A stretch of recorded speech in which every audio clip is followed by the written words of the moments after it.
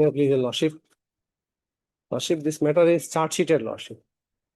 The petitioner is ready to appear before this court, lordship, and some protection is required, lordship. Searched under which section? Section is, lordship. 20C, Yes, lordship. 20C or 21C? 20C, lordship. 20C. He is the owner of the vehicle, lordship. He is the owner of the vehicle, lordship. Okay.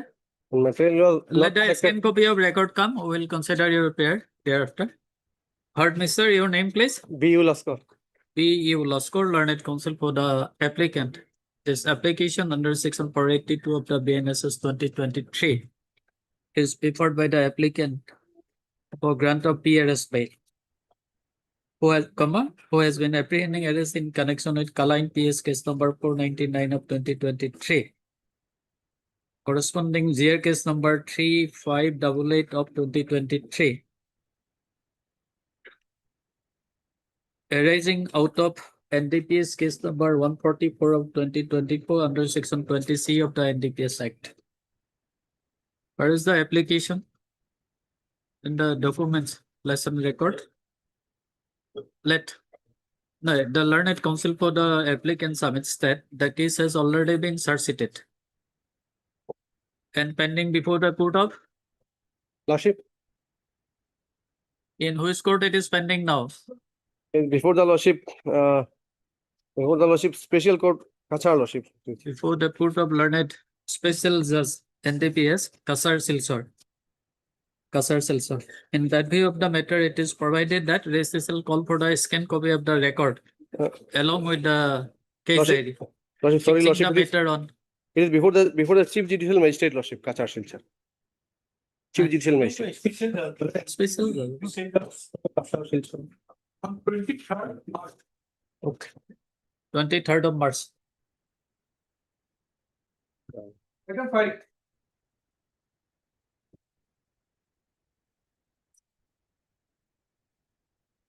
May I please, your lordship? This is an application under section 24, your lordship. This application has been preferred by the wife, your lordship, for transfer of a divorce petition, which was filed by the husband before the family court principal judge Gauhati, your lordship. Wife is seeking transfer of this divorce proceeding from Gauhati to Silchar, your lordship. Wife is staying at Silchar, your lordship, along with his minor son, your lordship. And on the ground, your lordship, the minor son is a special child, your lordship. He is suffering from ADHD, your lordship.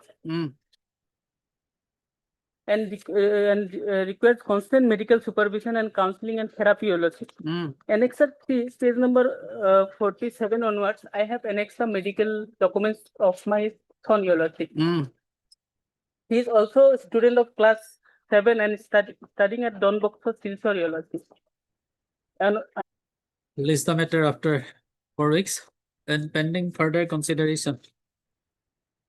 And also considering the ailment of the petitioner in which she is suffering from, and also considering the fact and considering that she has one special child, further proceeding of the FC civil case number 270 of 2025 pending before the court of learned principal judge family court number 2 Kamrup Gauhati stands state till returnable date list after 4 weeks. much obliged.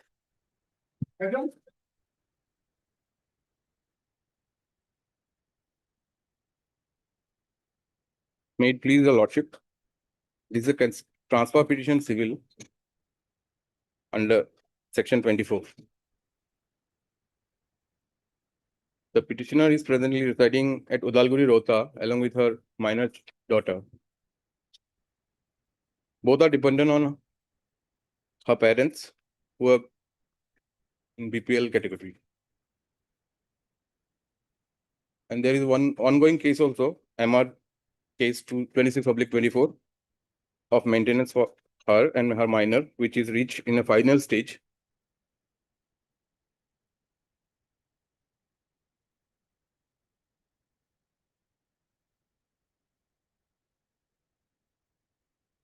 We're going to stay and transfer the case from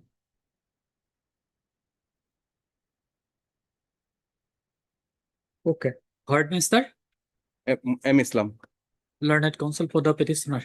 This petition under section 34 of the Code of Civil Procedure is preferred by the petitioner for transferring FC civil case number 72 of 2026 pending before the Court of Learned Principals as Family Court number 2, Kamrup and Gauhati. Kamrup and Gauhati. To the Court of Learned District Judge, Udalguri. Udalguri. District Judge Udalguri. The learned counsel for the petitioner submits that the petitioner is the wife of the respondent number 1, who had instituted FC civil case number 72 of 2026 under section 9 of the Hindu Marriage Act for a decree of restitution of conjugal right. It further submits that the petitioner is living at her parental abode at Udalguri with her minor son.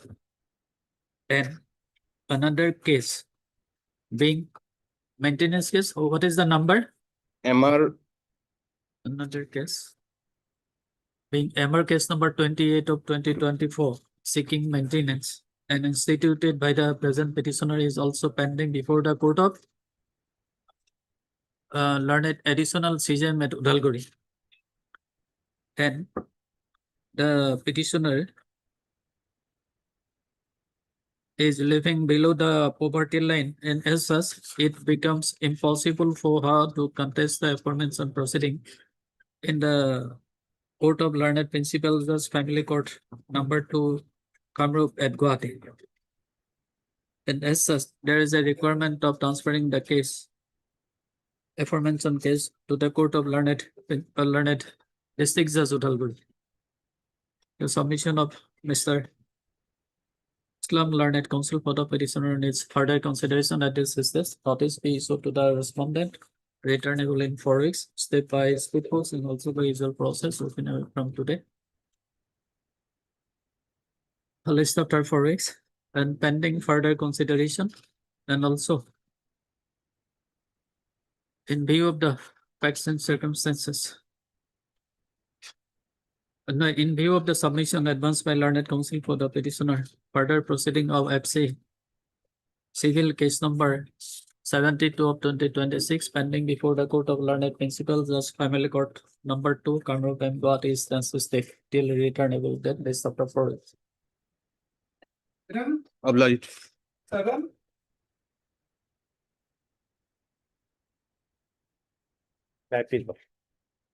Here in this case, Lordship, before going to the my lord order imposed in this case, Lordship, I would like to my lord clarify the my lord facts in the my lord learned court below, Lordship. My lord, the defendant number 1 is the petition number 1 here in my lord. 2 is the defendant number 2 is the petition number 2, Lordship. The petition number 1, my lord, purchase the land, my lord, by oral, my lord. It is oral purchase, my lord, as per gift, my lord, gift deed, Yes. Lordship. As per oral gift, Lordship, the defendant number 1, my lord, owned a plot of land, Lordship. And thereafter, land was mitigated in his name, Lordship. Prior to that, my lord, a will was executed by the plaintiff, Lordship. But still now the testator is, my lord, is alive, Lordship. Now, thereafter, the Yes. oral gift was in favor of the petition number 1, and subsequently the petition number 1, my lord, sold the land by registered sale deed, Lordship, to the petition number. Yes. Subsequently, the petition number 1 sold the land to the petition number 2 by registered sale deed, Lordship. Thereafter, my lord, the plaintiff, Lordship, respondent instituted the suit, Lordship, saying that the will was not executed by me, and I did not sell the land to the petition number 1, and the petition, the sale deed and the sale deed of the petition number 2 is illegal. The will deed is illegal.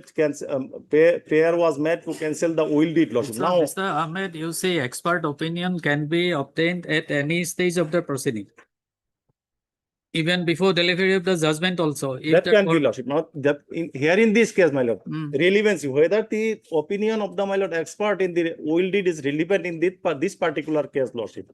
This specific case is, Lordship, the right title, interest, and possession was, my lord, declaration of eviction of the dependents were, my lord, paid before the landed court below lordship. Now, the dependents case is that they are claiming the right on the basis of oral gift as well as the registered sale deed lordship, not on the basis of will, because, my lord, will, my lord, testator is still alive lordship. My lord, whether that will is, my lord, executed during the lifetime of the, my lord, testator lordship, that is irrelevant in this case lordship. And in this No, maybe, issue but lordship, there is also one gift deed. yes lordship, gift deed lordship, gift deed was challenged lordship. Now entire, my lord, issues, my lord, is the gift deed, whether gift deed was illegal and the sale deed in favor of the petitioner too is illegal or not lordship. Those are issues in this, those are relevant lordship. The will deed is not relevant lordship. Similar situation was, Let notice go and discuss this. my lord, on Sir, M.S. Ahmed, Learned Counsel for the petition. In this petition under Article 227 of the Constitution of India, the petitioner read with section 115 of the Code of Civil Procedure, the petitioner has challenged the order dated 16/1/2026 passed by the Learned Civil Judge, Junior Division number 1, Barpeta, in title suit number. What is the number of the title suit? TS number lordship, TS number 400 of 2014. TS number 400 of 2014. It is to be noted here that by the impugned order dated so and so, the Learned Trial Court has allowed the petition number 1911 of 2025 filed under order 26 Rule 10A CTC, read with section 45 of the Indian Evidence Act, read with section 151 of CPC, and directed the petitioner hearing to remain present in the next date personally, so that her specimen thumb impression may be obtained by the court in presence of their engaged counsel. Peruse the petition in the documents placed on record, and also peruse the impugned order dated 16/1/2026. Issue notice to the respondent returnable in 4 weeks. Step be taken by speed post and also by usual process within a week from today. List after 4 weeks. And considering the submission of Mr. Ahmed, Learned Counsel for the petitioner, further proceeding of title suit number 400 of 2014 stands state till returnable date. List after 4 weeks. Answer, my lordship. Okay. So in this case, my money execution case has been disposed of arbitrarily, my lord.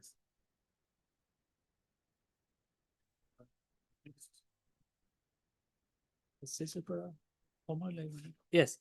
Without looking, Yes. without looking into the principle later of the Supreme Court, my lord. First Yes. thing, my lord, when the amount was deposited in the Delhi High Court, on that day also, it was false short, my lord. If your lordships will see page 70, my lord, my application.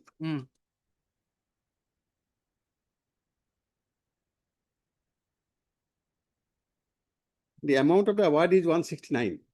My lord, they deposited of 1623. On that day also, interest is will be come to 222 and so. So it will be 192. They deposited only 182. And thereafter, my lord, that amount has been kept in the court, my lord. And Delhi High Court passed an order that only on furnishing bank guarantee that can be withdrawn. So that is not in my hand. So I am entitled to future interest also till disposal, my lord. I am getting it. That is a judgment, my lord, that has been only mentioned there, but that has not been considered by the executive court. If your lordship wanted to see, my lord, the principle later of the Supreme Court, even, my lord, that was not seen, my lord, whether on the date of deposit also he has paid the entire amount or not. That is also not seen. If your lordship see, my lord, paragraph 12 to 15, my lord, of the judgment. Paragraph? Paragraph 12 to 15. 13 may be seen, my lord. 13 only. The real effect of deposit of money in court, as was done in this case, is to put the money beyond the reach of the parties pending disposal appeal. The decree holder could only take it out on furnishing security, which means payment was not in satisfaction of the decree. And the security could be proceeded against the judgment debtor in case of his success in the appeal. Pending the determination of same, it was beyond the reach of the judgment debtor. The observation of this court, so now left. The last contention was raised on behalf of the respondent 15, my lord. With any rate, the decree holder cannot claim any amount by of interest after deposit of money in court.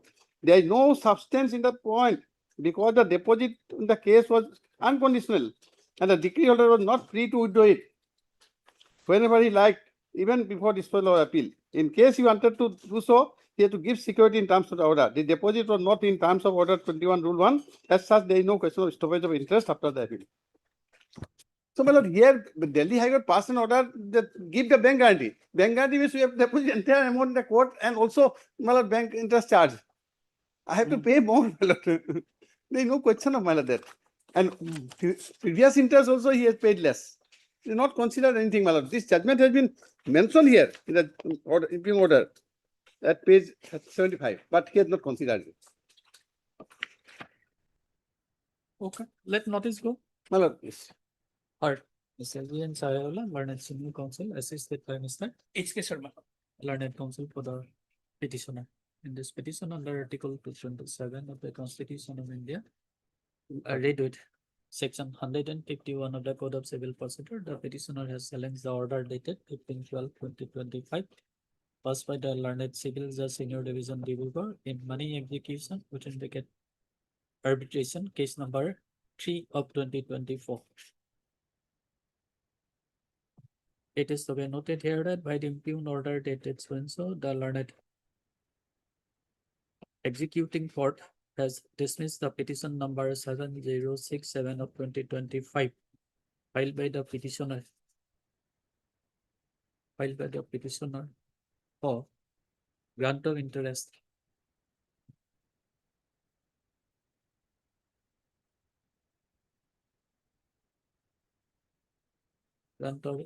in respect of the decretal amount deposited before the Delhi High Court. Delhi High Court. Before the Delhi High Court.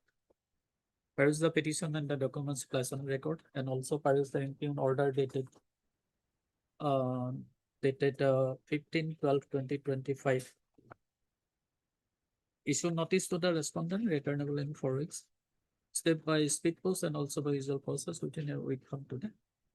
List after 4 weeks. And record may be called for, my lord, because you have to dispose of. So it will be better, my lord, if you will always call for record, my lord. Okay, let the scan copy of the Yes. SSL call for the scan copy of the record. Item for orders, item number 21.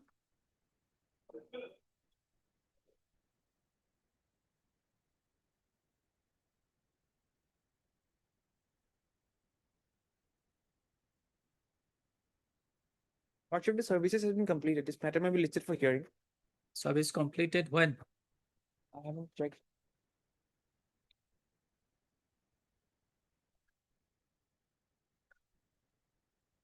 Heard, mister?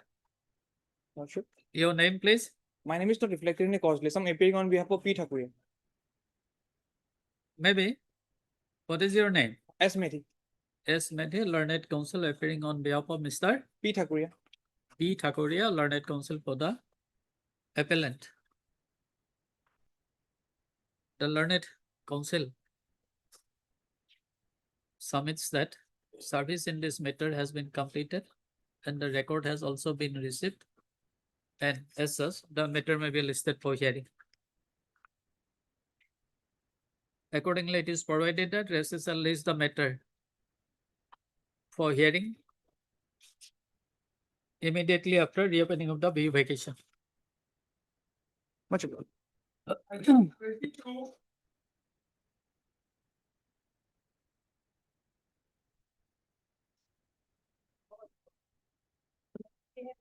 Final wakalat amount and of partial for the respondent. For the respondent? Yes, Your Lordship. Okay. But today the petitioner is absent. None appears for the petitioner on call. However, miss, your name please? L. Wangsa. L. Wangsa. L. Wangsa, learned counsel for the respondent present and submits that she will be filing the power during the course of the day. We already filed. We have already The submits that she has already filed Galat Nama in this matter. List the matter for hearing on After view. after view. published. You want to file objection here? No. Yes, sir. I may In the meantime, the learned counsel for the respondent may file objection if so advised. Item 24.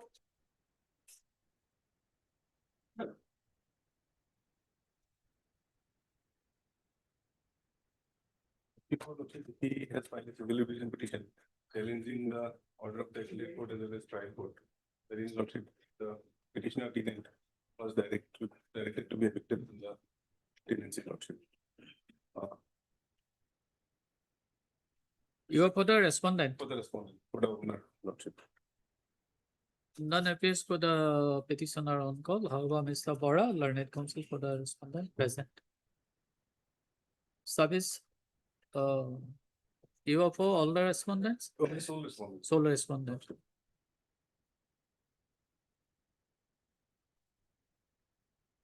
List the matter for admission hearing on in the first week of April. In the event of subsequent non-representation of the petitioner, appropriate order shall follow. 26. In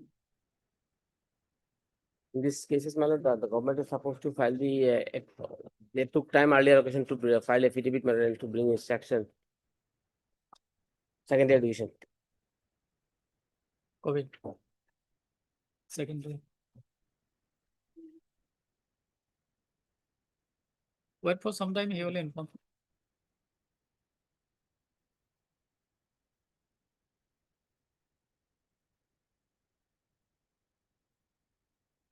Item 27.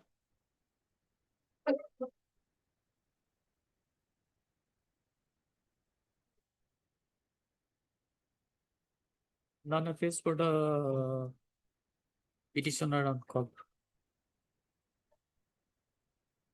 None appears for the respond also. None appears for the respondent on call. List the matter after Bihu vacation. In the event of subsequent non-representation of the parties, appropriate orders shall follow. Item 28. May I please be below? Lordship, here my MSc case has been transferred to MSc Dhubri Lordship. I am the wife of the deceased Lordship. I filed the case here before MSc Kamrup Lordship. So I pray that my case should be started here itself.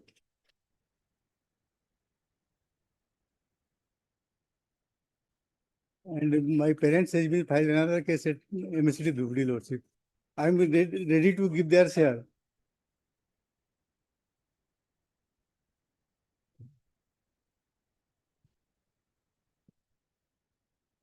And my case is Wife is residing at Dhubri. he has itself.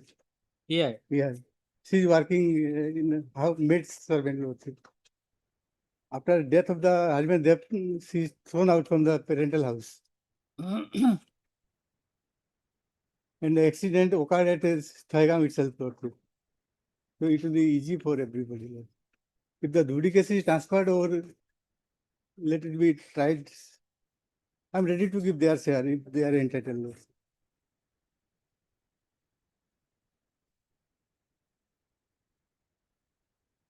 Whether a service completed or not. Service Lordship,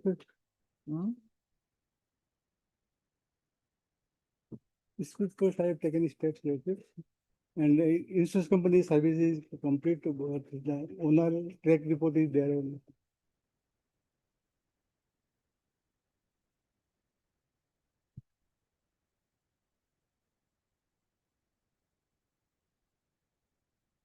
The transfer was not sought by Lordship, Mhm. by the opposite party insurance. They have told this for dismissal of this case, Lordship.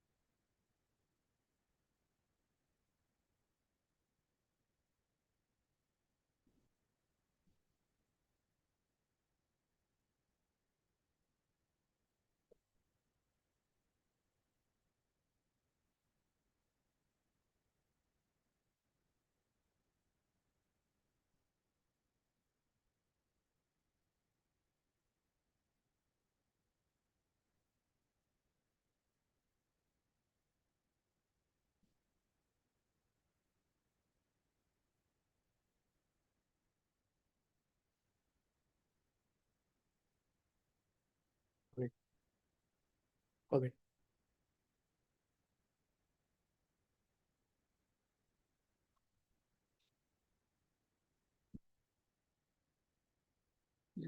Scan copy to corpus la copas.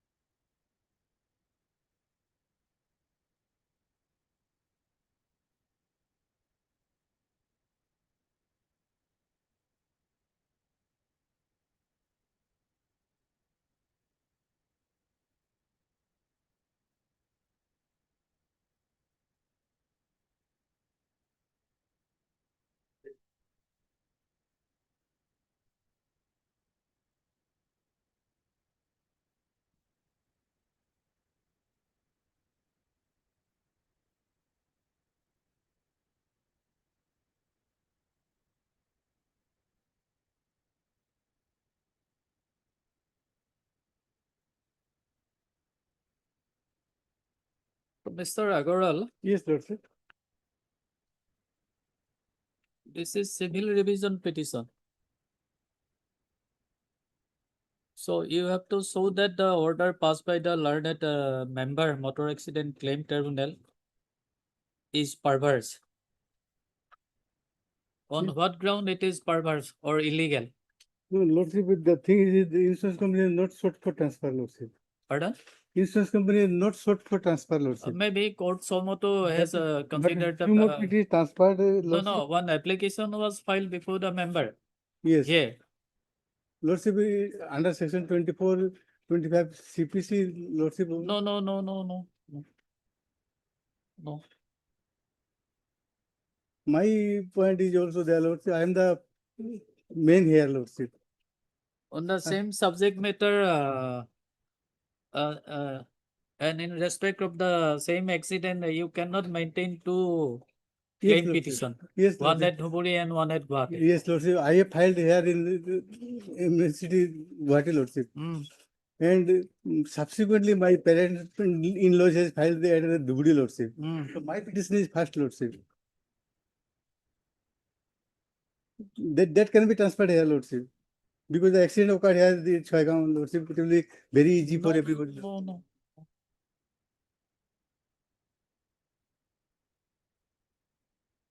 Because I'm the wife of the deceased, Lordship. Parents will get some small part of the, and from their petition, Lordship, they don't want to give me anything, Lordship. They've thrown me out. Parents has thrown me out from my matrimonial house, Lordship.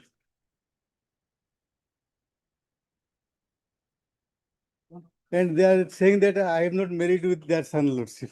That is also. If I'll go there, they will kill me. Lordship. No. Your native place is at Dhuburi. Your address is of Dhuburi. No, Lordship.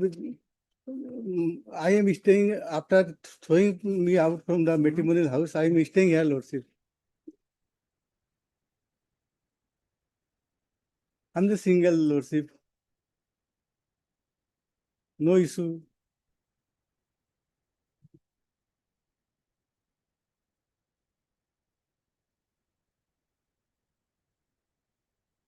And my matrimonial house in the Chair area, Lordship, Fakirganj, Lordship. Remote part of the Brahmaputra. No, you first demonstrate how this impugned order is illegal or arbitrary, or it is perverse. Lordship, the thing is, they did not want transfer, the petitioner. Other petitioner, they have not want transfer, Lordship. And this insurance company has only asked for dismissal of the case, like General Daniel in the Lordship. You see, in the MSCT Dhuburi, less number of cases are pending. So the member Yes, Lordship. of MSCT Dhuburi can dispose of your case early. Lordship, they don't want give me chance to appear there, Lordship. They'll kill me, Lordship. If their case is transferred, my parent-in-law's case transferred here, Lordship. I don't know what this, Lordship. I'm ready to give their share, Lordship. Whatever court decides about their share, I'll give in my case also, Lordship.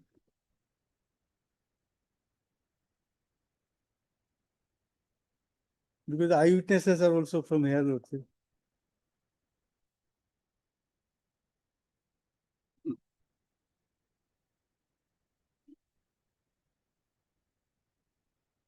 And the insurance company is also from here, Lordship. In Dhudi, there is no insurance company, Lordship.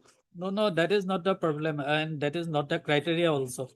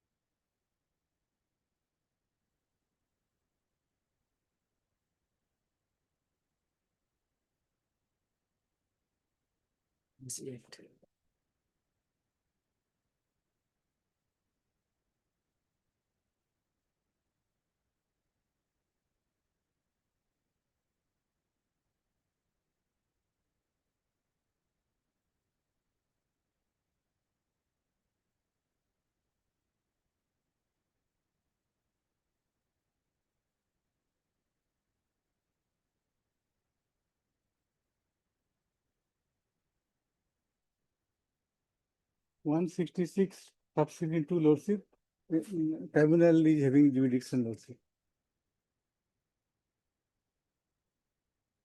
Where the dependent resides or carries on business lordship.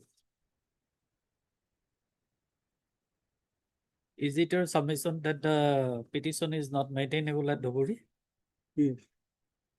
No, lordship, their petition is maintainable in Dhubri. My petition was. No, no, for the same accident, you cannot claim, cannot maintain two applications. No, lordship, that is the purpose there. But the thing is, lordship, my petition is first lordship. And my in-laws petition are second lordship. They filed subsequently.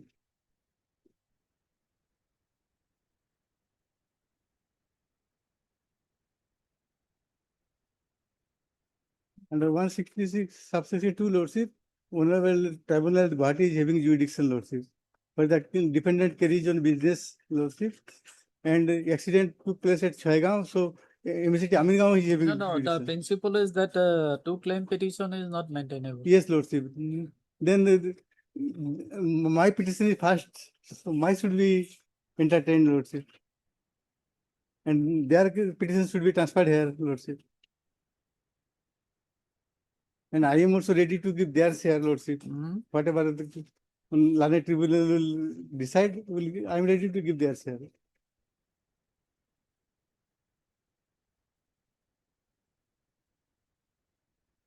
MSCT Amingaon is having lordship pecuniary jurisdiction about the accident is took place at Chaigaon, lordship. For the both the cases, if it is transferred in the MSCT Amingaon, there is also lordship. That will be middle place, lordship.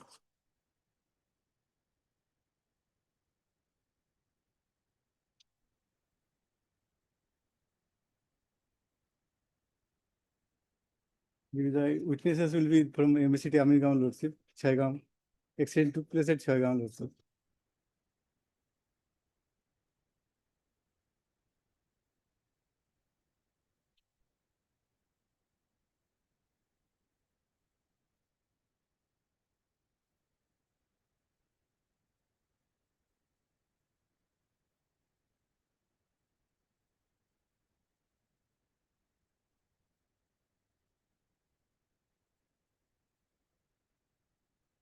No, first you saw how this order is illegal. What if the order is that One transfer was petition just, was filed. One petition was filed by the insurance company. yes, Lord. That another claim petition is pending before the tribunal at Dhuburi. Yes, Lordship. And But based not by on me, Lordship. rejecting the petition, claim Yes. petition filed before the member MSCT Gauhati. They have simply stated that another petition is filed, so my petition should be dismissed. And they have not asked for transfer, Lordship. So what wrong with this order?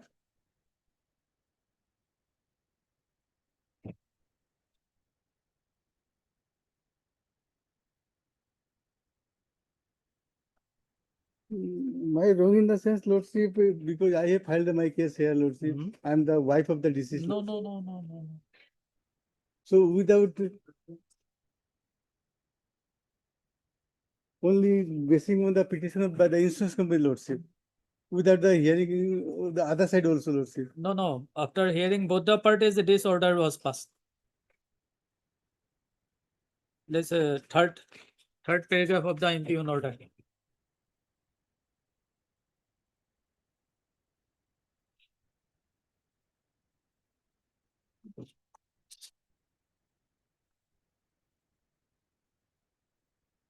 My humble submission, Lordship, is that both the cases can be tried at Amingaon, Lordship. No, no, no, no. because By exercising the jurisdiction under Article 227, this court cannot transfer that case from Dhubri to Kamrup or Amingaon. then Lordship, my This is not a petition No, under Lordship. section 24 of the CPC. Lordship, my petition should be tried here, Lordship. No, you first show me how this order is illegal and arbitrary. Lordship, then another date mechanism. Not another day at 2 p.m. today. Yes, next item. No, Lordship, please. It will not the Lordship to next week, Lordship. No. At 2 p.m. today. And Lordship, another matter was there, Lordship. No. No, another matter, Lordship. Maybe. Item 29. A picture on lordship, Mr. B. Purkasti is engaged in another court. Kindly pass the matter for time being. Okay, after some time, call him. Lordship, I may be allowed to file an objection in the carriage launch. Okay. Heard, Mr. J. Saiken. Learned Counsel appearing on behalf of Appearing on behalf of. I'm a petitioner, appellant. Pardon? Appellant. Actually, I'm lordship. Your name is not there in the cause list. Yes, lordship. Actually, You are appearing on behalf of whom? as per instruction, I'm just guest. All right, you receive instruction from whom? I'm a B. Purkasta. B. Purkasta. B. Purkasta. Okay. Learned Counsel appearing on behalf of Mr. B. Purkasta, Learned Counsel for the applicant, and Mr. R. Dekka, Learned Counsel for the respondent. Mr. Dekka submits that he may be granted some time to file objection in this interlocutory application. Fair allowed, rest is the matter. After 1 week? After 1 week. Much obliged. Placed. Item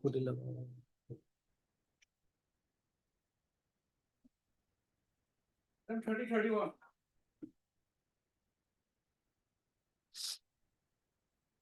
May I please move? My lord, I have filed one IA for withdrawal of the 50% amount deposited by the my lord petitioner, my lord. Here, my lord, what happened, my lord? The applicant before the lordship of the claimant in the MSCT case, my lord. That case was disposed of. Against that, my lord, insurance company has preferred one appeal. But since there was some delay, my lord, that petition was pending. In the meantime, my lord, the claimants has filed one execution case for executing the award, my lord. And my lord, then notices were issued, and since my lord, no payments were made, so ultimately the property was attached.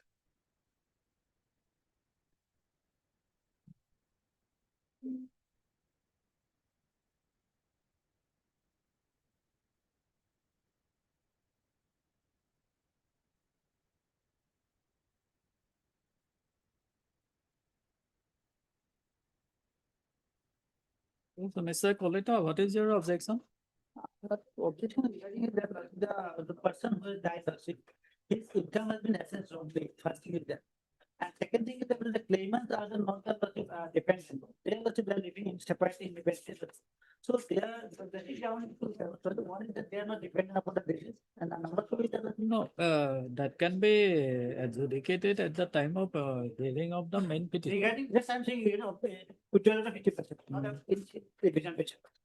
What is the amount deposit? What is the amount deposited before the court?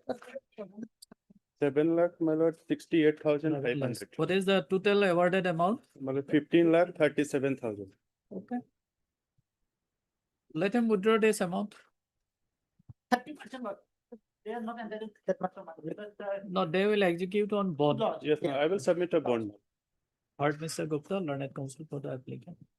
Mr. Kolita, Learned Counsel for the respondent. This application, interlocutory application is preferred by the applicant for allowing them to withdraw the amount. Withdraw the 50% of the awarded amount being deposited before the registry of this court. Person to the order dated 7/4/2025. 2025.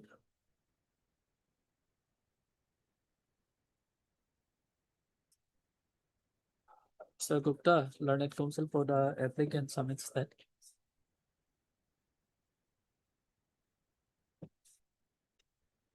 the opposite party herein has deposited a sum of rupees 7 lakhs, 68,500. 7,68,500 500 on 7/4/2025. 500 on 7/4/2025 before the registry of this course, registry of this court person to the order dated 7/4/2025. 2025 in connection with civil revision petition. And the applicant may be allowed to withdraw the said amount.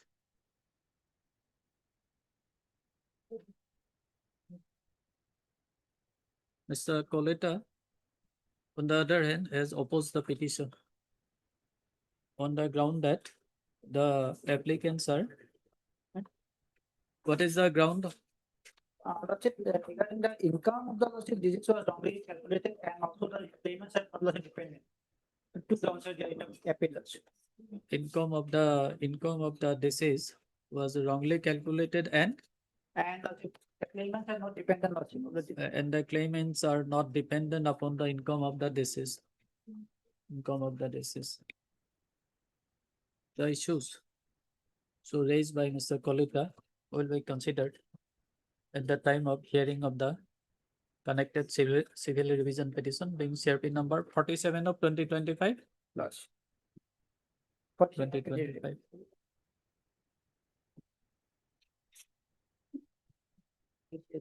This is this, taking note of the submission of learned counsel for both the parties and also considering the facts and circumstances and the record, it is provided that the 50% of the awarded amount deposited before the registry of this court shall be released in favor of the applicant on furnishing a bond of equal amount.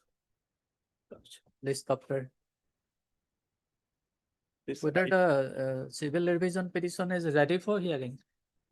Yes, ma'am. But subject to lordship stay in item number 31, lordship, if lordship partner or in a state. It may come up for admission. Admission. Ma'am. Admission. Heard in CRP, heard Mr. Gupta.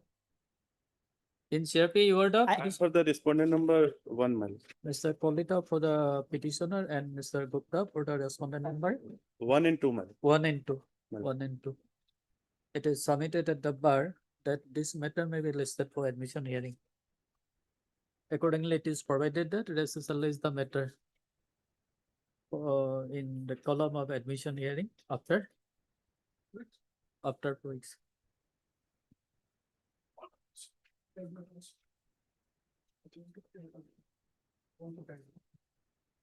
Thank you.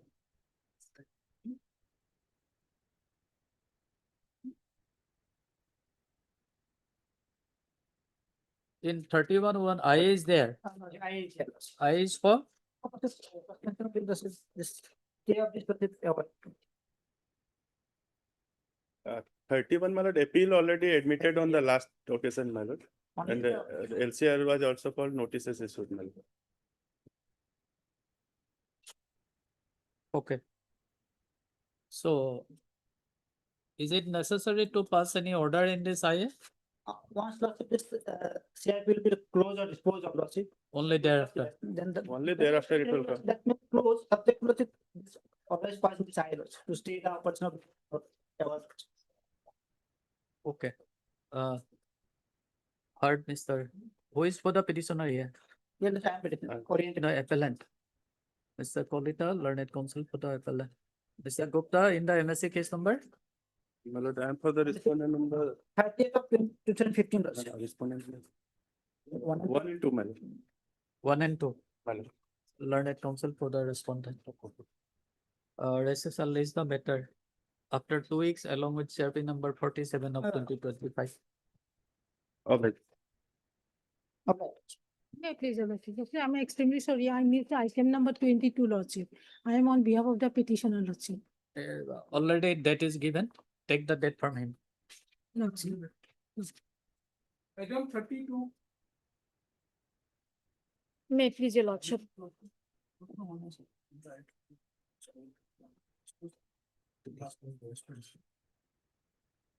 May it please your lordship. Lordship, on the last date, this honorable court had directed us to find out if there is any other alternate address of the respondent, because the notice had returned unserved, which was sent by speed post. So we have been able to find out his office address. We may be permitted to take steps on his office address, on the respondent's office address. And my second prayer, lordship, on 28/1/2026, when this matter was moved, an interim order was passed, and this honorable court had extended it by order dated 20th February. But on 24th February, when my colleague had appeared inadvertently, the interim has not been extended. So I pray that the interim may kindly be extended. Interim order dated 28/1. Heard. Dr. P. Agarwal, learned counsel for the petitioner. Ms. Agarwal submits that she may be permitted to take step upon the respondent in his official address. Where allowed, step be taken by speed post and also by usual process within a week from today. List after 4 weeks. Interim order passed earlier stands extended. Deeply obliged.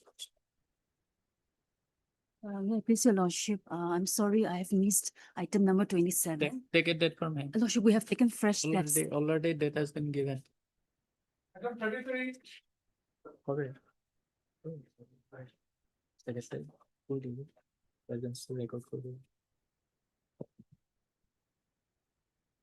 Please, Lordship. Yes. In this Lordship, I am plaintiff in the original suit, Lordship. And here, Lordship, on 9/7/24, defendant filed their WS from counterclaim, Lordship. But on that day, at the time when order was passed, they did not serve copy on the plaintiff, Lordship. And You are appearing today. Yes, Your Honor. Yes, my lord. You file your color number? It is yet to file. Okay. You want to file objection here? Yes, my lord. Okay. Heard, Mr. and Kolita. Then call it a learned counsel for the petitioner and Mr. SK Sodhuri, Sanjay Kumar Sodhuri. SK Sodhuri, learned counsel for the respondent. The learned counsel appearing for the respondent submits that he will be filing his Ukallar number within Yes, Your Honor. My lord. your Ukallar number After 2 weeks. Ukallar number will be filed on Date may be fixed, today Lord. during the course of the day.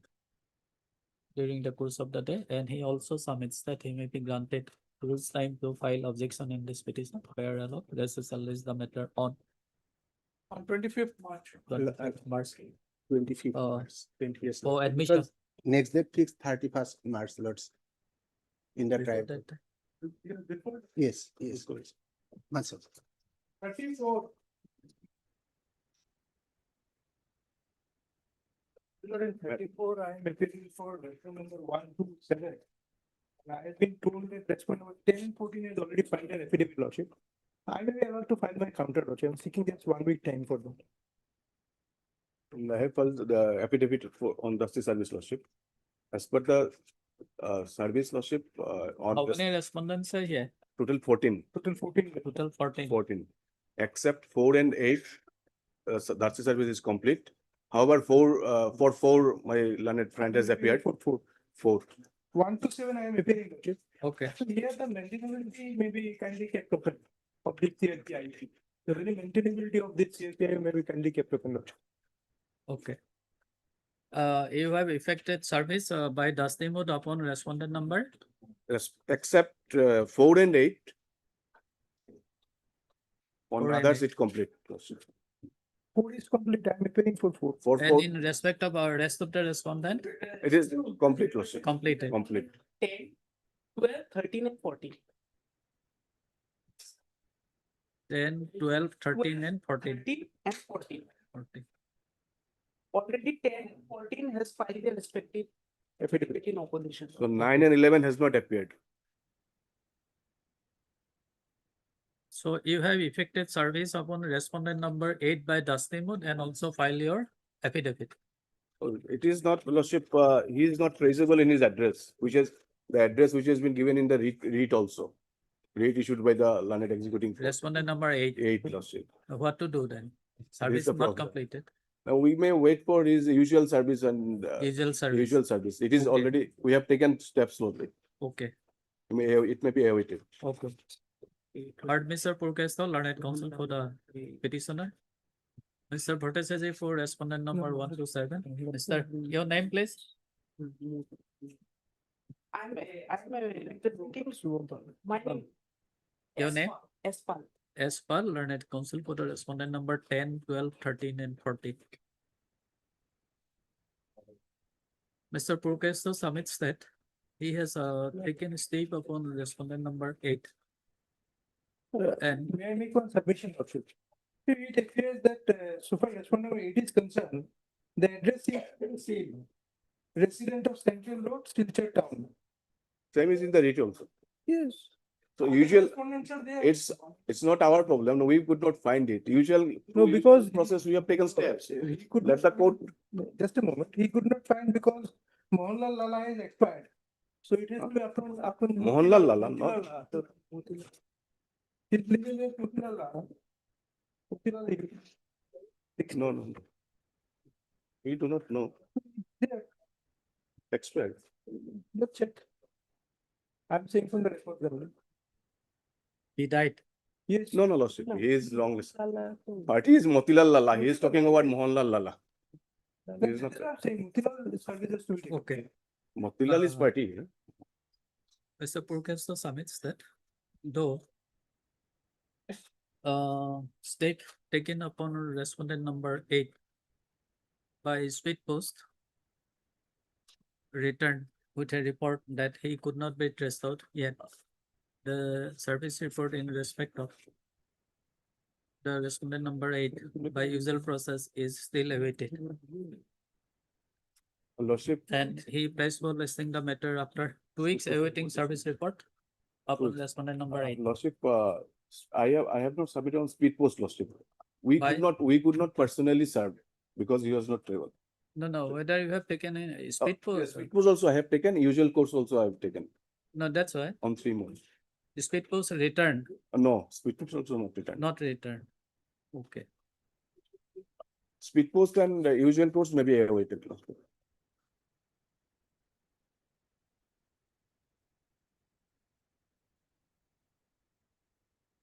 No, you have submitted a little before that.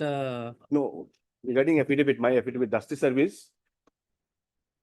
While serving personally, we could not trace him in the given address. Okay. We address which is the same address as the REIT issued by the court. So we have also taken submit steps that, to usual course. Service upon the respondent number 8 would not be affected by the limit as he could not be traced out. However, he has also taken step upon respondent number 8 by speed post and also by usual process, and the report is still awaited.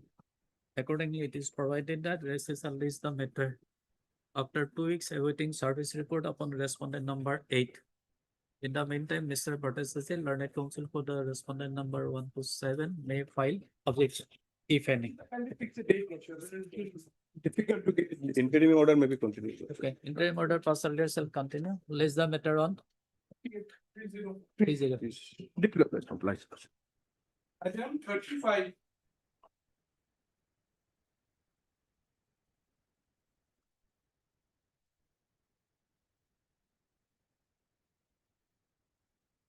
May please your lordship, this matter may kindly pass over for the day. Pass over the day. Why? Because my seniors, Basuvidas, eyes operation, Pardon? eye operation has been done. Mr. Your name, please? My name is Jitendra Sharma. Jitendra Sharma, learned counsel, appearing on behalf of Mr. Basuvidas. B. Das, learned counsel for the applicant. Press for listing the matter on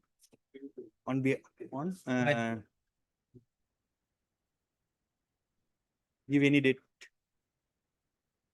Sorry. After 15 days, but after 15 days. After 15 days. Yes, Air allowed. You are for 1, 3, 4, 5. 1, 3, 4, 5. Your name, please? Yes, thus learned counsel for the opposite party number 1, 2, 3, 4, 5. Please done. Item 36.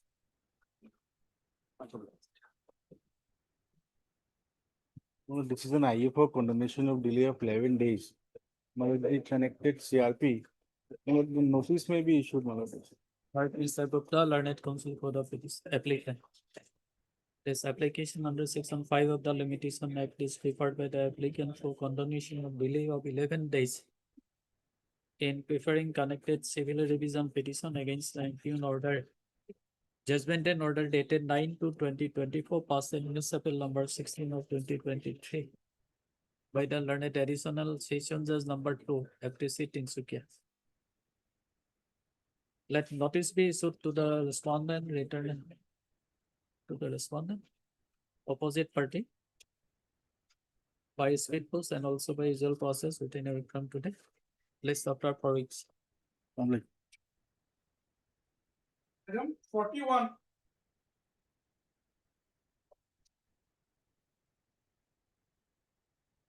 May I please?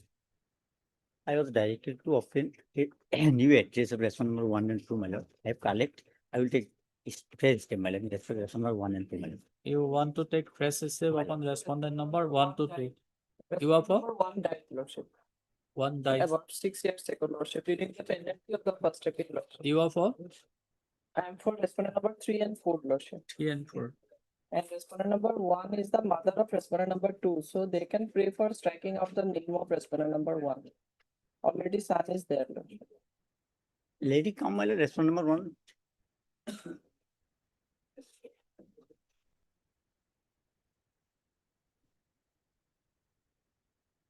Address of respondent number 2, we have already provided to them, lordship.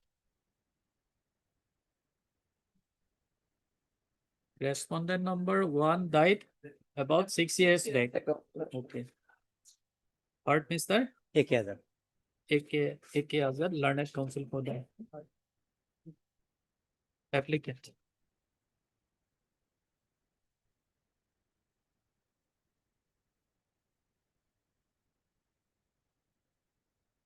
Applicant struck appellant and also heard Ms. Sodori for respondent number 3 and 4.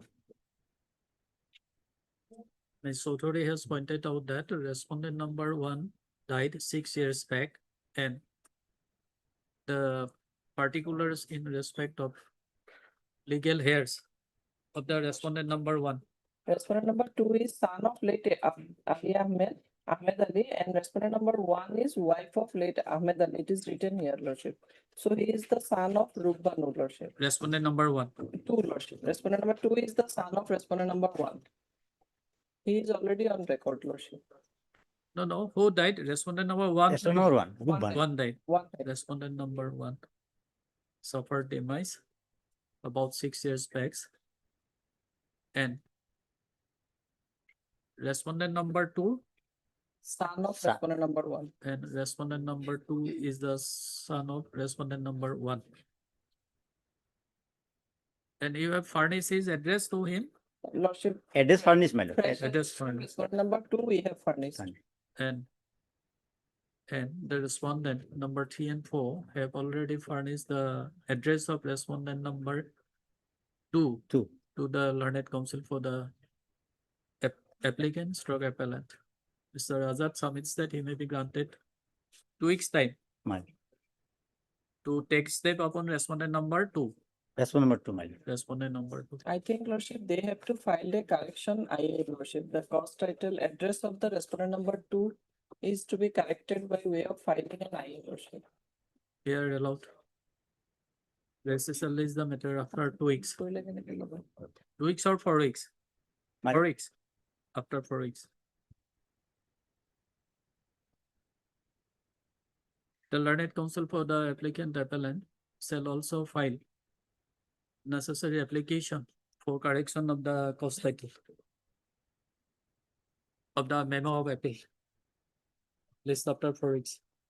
Obliged. Item 42. May I please, your lordship, kindly have a look at the office note dated 16/12. 2020. Service is complete, lordship. Matter may be fixed for admission. Service completed. Lordship, kindly look. I am appearing not for all lordship. Because But for 7%. One Seven. A, I have written it. 1A2, One A, then one C, one D, two A, two B, two C, two E, and two G. okay.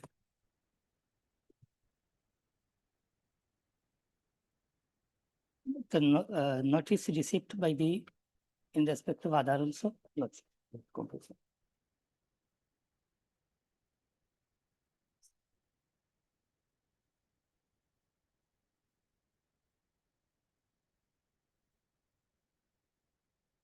Heard Mr. L.R. Mazumdar, learned counsel for the petitioner, and Mr. Purkasto, learned counsel for the respondent. 1A, 1C, 1D, 2B, 2C, 2E, and 2Z. 2Z. Mr. Mazumdar, learned counsel for the petitioner, referring to the office note dated 16/12/2025 survey submits that service in respect of all the respondents stands completed.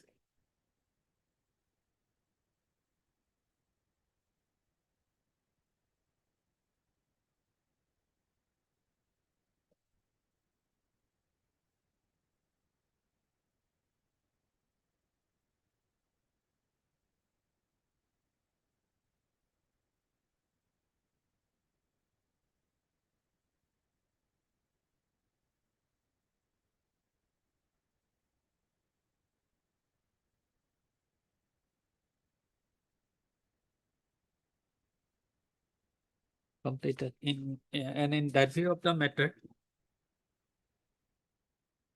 it is provided that SSL is the matter for admission after 2 weeks. After 2 weeks. Lordship, date me. Date me. Date. First April. Okay. All right. Standing item 25 and 26.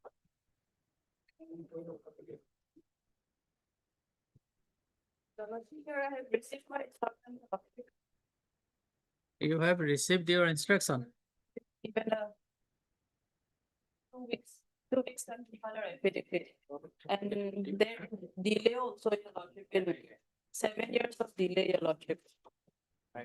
In filing this petition. Okay, at the time of hearing, we will consider it. Heard Mr. Purkastal, learned counsel for the petitioner. And miss, your name please? HTRMP, lordship. HTRMP, learned standing counsel for the respondent in One, secondary two, and education department. 1, 2, and 3, your lordship, for secondary education. Being 1, 2, and 3. On behalf of SK Media, learned standing counsel for the respondent number 5. Ms. Deranpi submits that she has received instruction and she may be granted 2 weeks time to file objection in this petition. No, to file affidavit in opposition in this petition. Pair allowed. SSL is the matter after 2 weeks. Yes, your lordship. My lord, any date after Bihu, my lord, 20th April. Kobe. Because in the meantime, we shall file the reply if the. 24 April.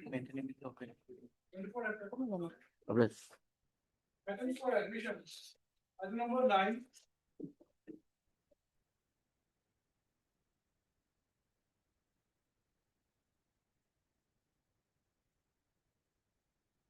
May I please, lordship?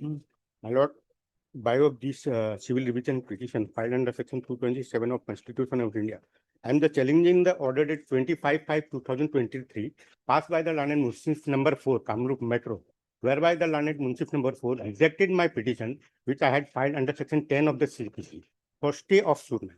That impugn order is at page 217, my lord. Impugn order dated 25/5/2023. Okay. Starts from 217, my lord. You have prayed for staying the suit. Staying the suit. There are two suits pending, my lord. Former one is filed by me, being the plaintiff, that is pending in the Court of Civil Judge number 3. That is for cancellation of one sale deed. And later was filed by the respondent number 1. That is for eviction of mine eviction from the suit premises. Both the suits are pending. So I had prayed for stay of their suit, my lord, which was filed subsequently, my lord. So that prayer was rejected, my lord. Now, So the application was filed under section 10? Yes, I had filed petition under section 10, my lord. 10. Whether subject matter of both the suit is same? Yes, subject matter is same. That's why I'm coming to the factual metrics of the case, my lord. What happened in this case, my lord? You first tell me. Yes, my lord. Subject matter of the first suit was for cancellation of Sale deed. Sale deed. Yes, my lord. And the subsequent suit is for? Eviction for How it can be said that subject matter in both the cases are same, both the suits are that is same? the question, my lord. He is trying to evict me from a property which is purchased by way of a sale deed. That is number 7381, my lord. He is trying to evict me on the basis of that suit. And already I have challenged that sale deed in my suit, previously instituted suit. And there is an injunction order in my suit. You see, it has been settled by Supreme Court that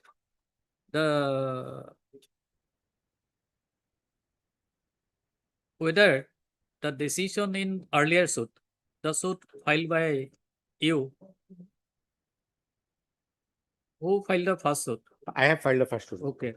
Whether decision in the first suit will act as a res judicata in the subsequent suit or not. That is the test. Yeah. Now, whether by applying the said test, it can be said that the subsequent suit is barred by the principle of res judicata or not. Now, res judicata is not applicable. Is section 10 for stay of suit is applicable. That's why I'm trying to. No. Yes, my lord.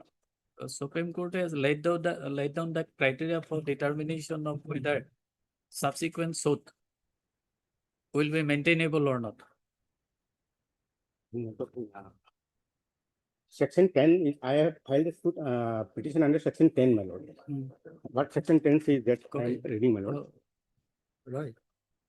That is for stay of suit, my lord.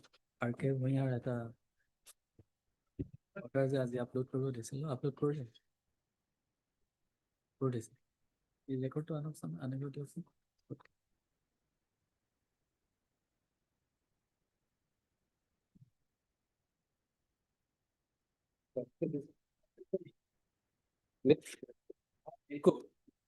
Honorable Justice Prasad Teka, in the very same matter, where it's decided, earlier suit is very correct. The earlier suit for specified this is eviction by the landlord, and the suit is landlord tenancy suit is pending. We admitted the lord that we are is a tenant. So the ground of default of the suit was filed. And as such, the landed court below has rejected section 10 of the very same paragraph 6, 7, very same to our case. Yes, my lord. My prayer is that, my lord, let me first complete my prayer. He will get his opportunity. I also have judgments to produce before this honorable court.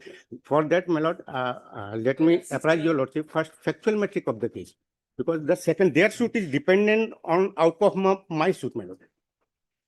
He's trying to evict me from a property which he had purchased by way of a sale deed. He's claiming to be honored on the basis of sale deed. That sale deed I have challenged in my suit, my lord. If my suit is allowed, his ownership will go. Without there being an ownership, how he can evict me, my lord? That is the question.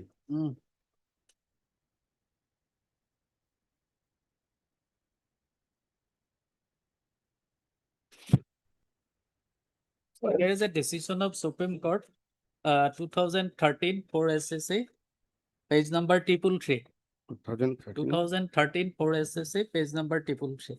Yes, my lord.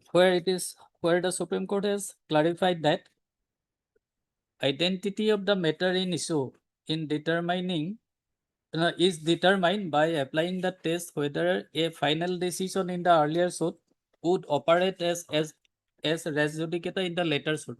Yes, ma'am. But in my case, my lord, facts are little different, my lord, because his prayer is dependent, yeah, or consequential upon the outcome of my suit, my lord. My prayer, that is my prayer. So little bit facts may be appreciated, my lord, the fact in this case, my lord. What I mean, my lord, my predecessor in the year 1965, my lord, along with the respondent number 2 and his father, taken in property on rent, my lord, from the respondent number 3, my lord, in the year 1965, and started a So, partnership. better you do one thing. My lord. You go through the decision referred by him and also the decision cited by me. Yes, my lord. 2013 for SSA. You come prepared at 2 o'clock. At 2. My lord. Yes, yes, my lord.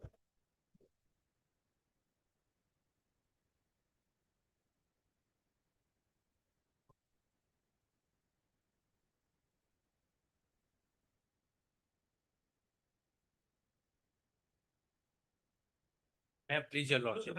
Lordship, item number 24. I missed it somehow, lordship. Lordship, in that case, your lordship has fixed it for hearing on 6th April, but execution proceeding is pending any day prior to that. Take it that one. Much obliged, much obliged. The land, which clearly shows that the applicant is recorded pattadar of the plot of land. The respondent accused took a plea that they have not grabbed any land of the complainant.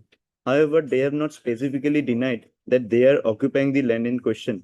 Having heard the applicant, after going through the allegation made in this application, as well as documents produced, I am of the view that the allegation made in the application satisfies and attracts the ingredients of land grabber and land grabbing as provided for under 2D and E of the Act. Now, this finding, Lordship, first of all, the first step is to ascertain the civil liability in land grabbing case. So, in order to ascertain the civil liability, the learned court below ought to have framed the issue under Order 14 of the Code of Civil Procedure. Now, that framing of issue was not done, and directly the court below has come to the finding that I am a land grabber. So that procedure, that was a procedural irregularity on the part of the court below. So my argument is limited to only this aspect. I think I'll place those orders on record.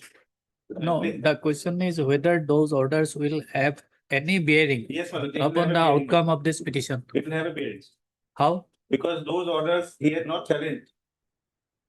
And this revision petition has been filed after so many years. There are orders. No, the issue is that the tribunal has to first ascertain the civil liability. Yes. Right? Only thereafter proceed to determine the criminal liability. So they will come about Friday, but I'll place those orders on record, my lord. Okay, then. Third, Mr. S. Dotto, learned counsel for the petitioner, Mr. Khaun, learned counsel for the respondent. Mr. Khaun submits that some of the orders of the tribunal has not been placed on record and he pays for listening the matter on Friday so as to enable him to produce those orders before this court. Pair allowed. Before this court as the same will have some bearing upon the outcome of this petition. Pair allowed. This is the matter on Friday. Friday we have Monday. Oh. Obliged. Items 12 to 14.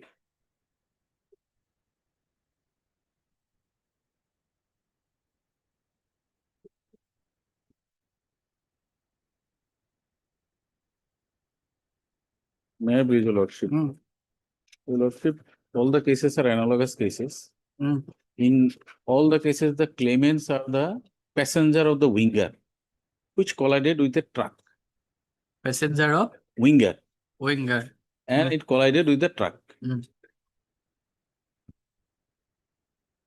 And it was pleading of all the claimants in all the cases that the accident took place due to fault of the truck, which was negligently parked in the middle of the road without any indication.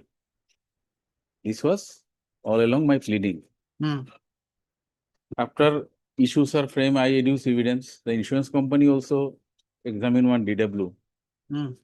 Subsequently, if your Owner come to page 19, from 19. I have not annexed all the order. Subsequently, the case is fixed for argument. Argument was heard. Again, it was fixed for judgment. From judgment, again it was fixed for argument. Then argument was heard. Then it was fixed for judgment. Again, it was refixed for argument. And on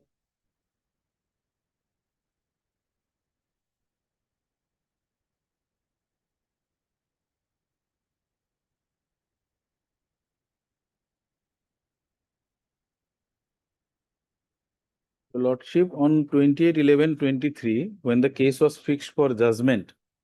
So here, 15/6/2024, the order dated 15/6/2024 is the impugn order. Yes. By Okay, which, by this impugn order, by which the learned court, tribunal has allowed the the impleadment impleadment application. petition filed by the insurance company. You are for the claimant. I am for the claimant.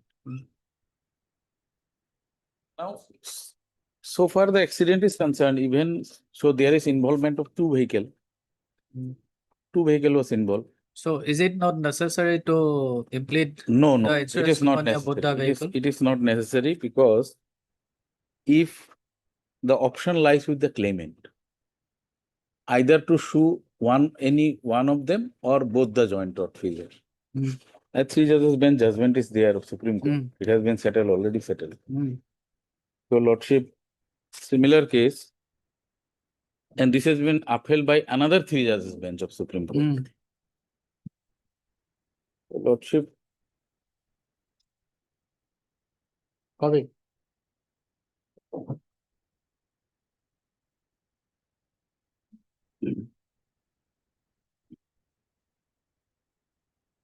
Lordship, when the driver is claiming, then the case is different. But when the passengers are claiming, they are anyway not contributed to the accident.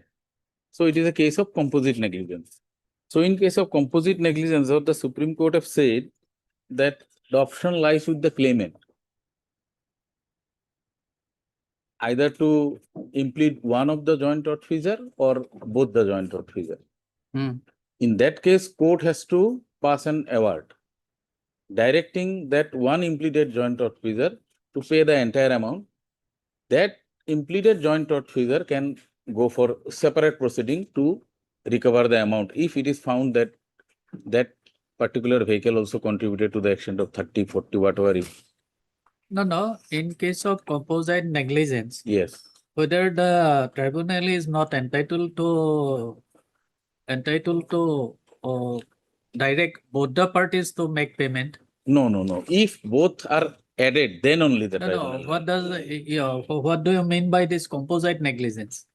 Composite negligence is when they are both are responsible. both are responsible. Then the law says that the Supreme Court has been settled by.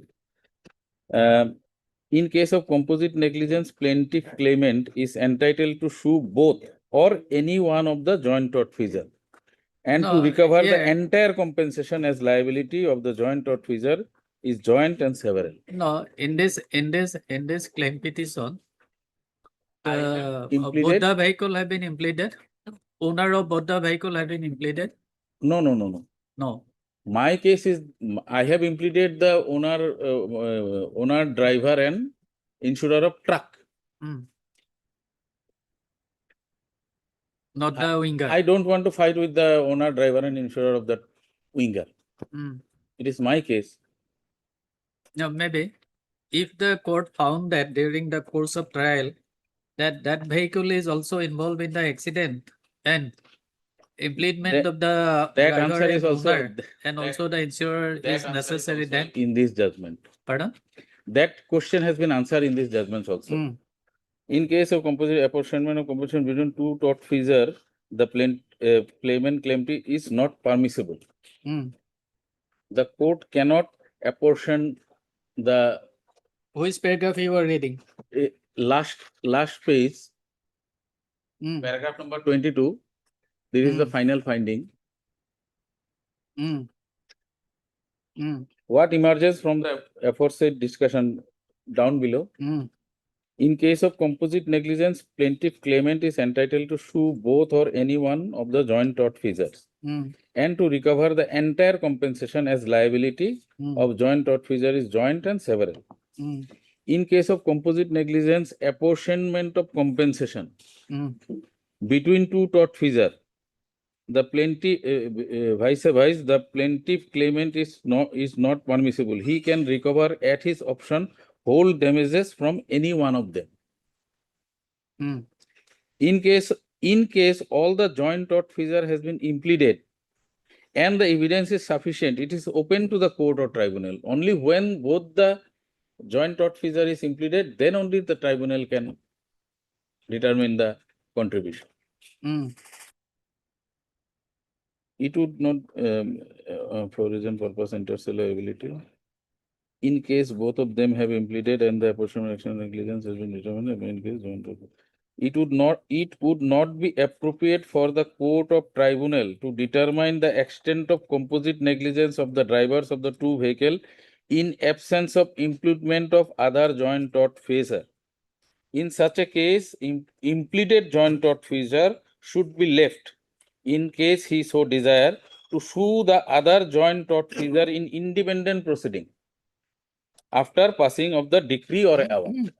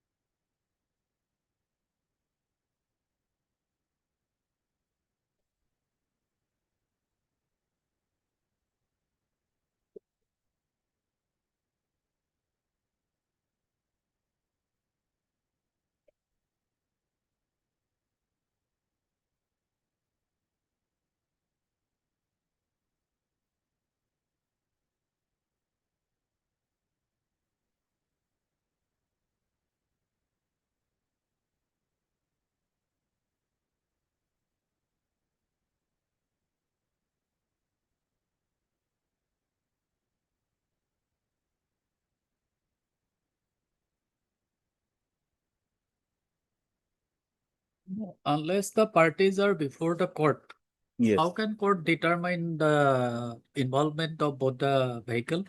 No, it is the tribunal need not to find the extent of contribution. When only one is added, it is duty of the tribunal to make liable the insurance company or the owner of the vehicle. You see, this paragraph number 22.1. Yes. Plaintiff is entitled to sue both and any one or any one of the joint tortfeasors and to recover the entire compensation as liability of joint tortfeasors in joint and several is joint and several. So I can recover from any one of them. It is option lies with me. No, why the insurance company of the truck alone will make payment of the entire amount? No, they can recover it from the other owner of the other vehicle by way of separate proceeding. It has been also held in impleaded joint insurance should lay in case to sue the other joint tortfeasor in independent proceeding after the passing of the decree or award. It means after passing of the award, he can approach other forum for recovery of that money, which has been paid by him. And another case is that this subsequent paragraph, yes, 22.2 yes, and 22.1 are to be read harmoniously. In case of which one, your lordship? 20. Both the paragraphs, 22.1 and 22.2. In case of composite negligence, apportionment of compensation between tortfeasor, the plaintiff came, vice, the plaintiff claimant is not permissible. He can recover at his option whole damages from any one of them. So during the course of hearing, the tribunal has found that implement of the insurer of the winger vehicle is also necessary. Now, And accordingly pass the order. now if your The tribunal has applied its discretion. What wrong with this impugn order? No, your lordship, if your lordship come to my claim petition, my claim petition says, it is page number 15. No, maybe it may not be in your claim petition, but if it emerges from the evidence. No, even laid in before that the case also, tribunal, then even in that case also, court cannot direct for addition of parties. As per that judgment, Which the one? court cannot, which I have No, referred. where it is barred. So no, this from the that judgment choice where has it is been- barred, implement of parties. Your lordship choice has been given to me, to the claimant, either to sue both. You see, by this judgment, whether the Supreme Court has barred the court from implementing any party.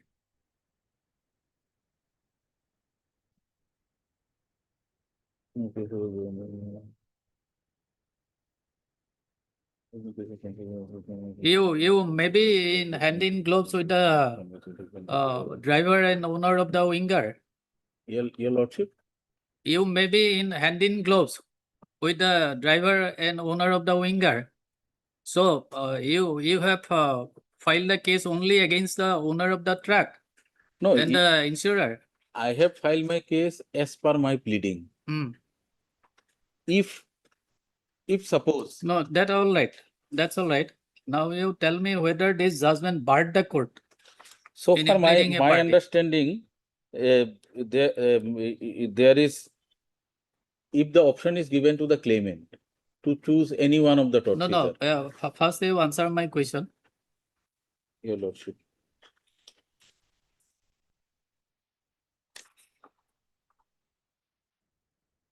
Your lordship, paragraph number 2.4, I think, it would not be appropriate for the court or tribunal to determine the extent of composite negligence of the driver of the two vehicles in absence of implement of the other joint tortfeasor. Then your lordship, in this judgment, nowhere this it has. observation will help you. No, nowhere Unless in the this. parties are before the court, how can court will determine it? No, supposing court finds No, that. you tell me this observation of the Supreme Court, how can help you? Your lordship, this judgment is totally applicable in this case. Applicable, that's all right. So findings says that it would not be appropriate for the court or tribunal. So court or tribunal, so it is not appropriate for the court or tribunal to determine the extent of composite negligence of the driver. So court. In absence of the implement of the joint tortfeasor. So I have that means the other party. No, your lordship, it would not be appropriate for the court or tribunal to determine the extent of composite negligence of the driver. So there is no requirement for the tribunal. No, requirement will determine not by you, by the court, by the tribunal. No, it would not be appropriate for the court or tribunal to determine the extension of composite negligence of the driver of the two vehicles in absence of implement of other joint tortfeasor.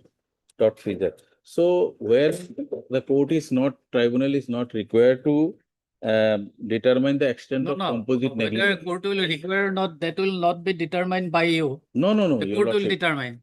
I am saying court, when there is no requirement, it has been held. No. It would not be appropriate for the The court. requirement will be determined by the court, not by you.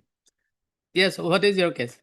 Very please, the lordship, in my testimony, my specific case is that the accident did not occur due to the rash and negligence driving of the truck miller. In written statement, your lordship may kindly page number 60.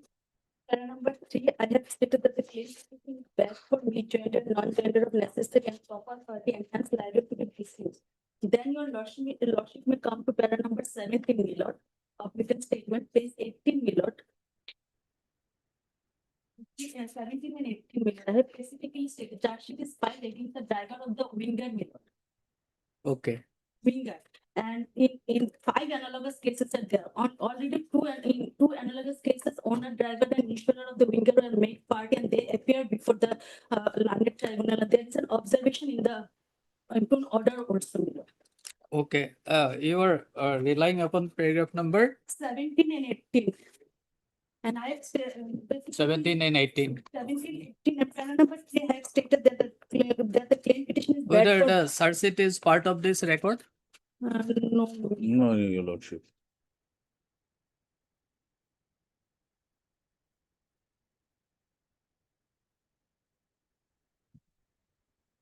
Therefore, the driver owner. Okay. Against the winger vehicle, search sheet has been submitted. Yes. As per a statement in the paragraph number 18. Yes. So, No, your what lordship, wrong with the impugned order? your lordship, the The owner, driver, insurer, winger, necessary parties to determine the claim. your lordship, upon the pleading of the parties, the claimant have already reduced their evidence. Insurance company also reduced on DW. And the case. But if say how prejudice is caused to you if the driver and owner and the insurer of the winger vehicle is implicated as party. It will be de novo trial. How it would be de novo trial? Because they will give the opportunity to file their written statement. Yes, then the definitely case they will begin they from- will get the opportunity. I have to, if they are added, then I also get an opportunity to adduce evidence. So it will be- Definitely, tribunal will afford you the opportunity. Your lordship, the case was. No bar may not order one vote process. The court may at any stage of the proceedings. May add the parties.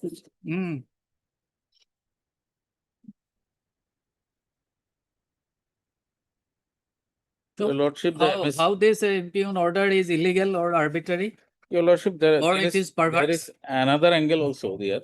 What angle? Your lordship, so far the plaintiff is concerned, he is the dominus litis. If I don't want to fight with anybody, the court cannot force You me to. see, you from the written statement, the search sheet is submitted against the driver of the winger vehicle. No, charge sheet is not before the court. Maybe it is clearly stated in the WS. Your lordship, so far charge sheet is concerned, it is not a substantial piece of evidence. Maybe prima facie. So and the court has not written that. We're dismissing the petition with cost. All the 3 petitions, we are dismissing it with cost. Your lordship, it is an application filed by the claimants. Pardon? Claimants have filed this application. Maybe. No, your lordship, claimants. We are dismissing it with cost. Much obliged. Yes, next item. It is a misuse of the Obliged. process of the court. Therefore, we will impose cost. Your lordship, at least after more than 5-6 years. Maybe. A cost may not be imposed. No, your no, lordship. no. These are all. Abuse of the process of the court. Yes. Heard this matter earlier, lordship, and judgment was placed before your lordship, and I went through it, lordship. That judgment, lordship, basically the issue was with regard to the promotion, lordship. The other side is absent. Have it. Inform them.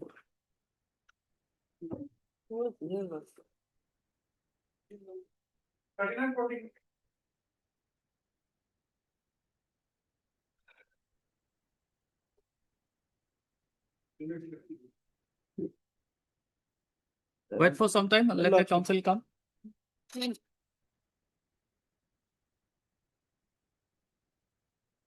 Second for hearing under order 41, item 18.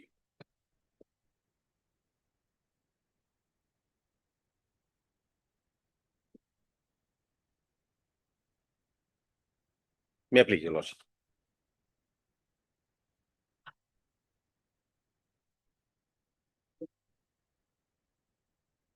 This appeal has been filed, my lord, against the judgment and decree dated 23/12/21, passed in.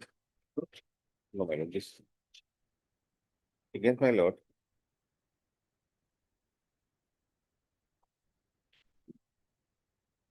Judgment degree 23/21, my lord, passed by the landlord, Mutsibet Bokagat.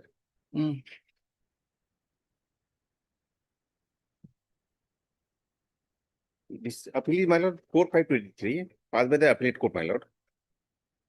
By which, my lord, the appellate court has reversed the judgment and degree of the trial court, my lord. Trial court degree is, my lord, 23/12/21. My lord, in this case, what happened?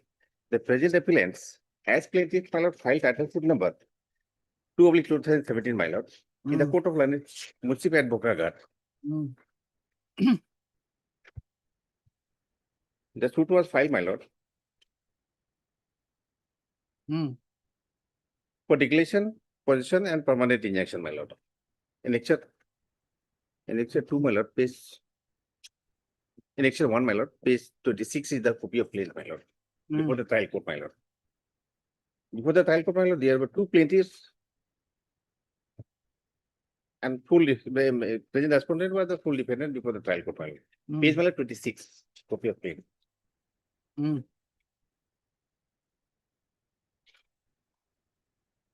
Page number? 26, my lord. 26.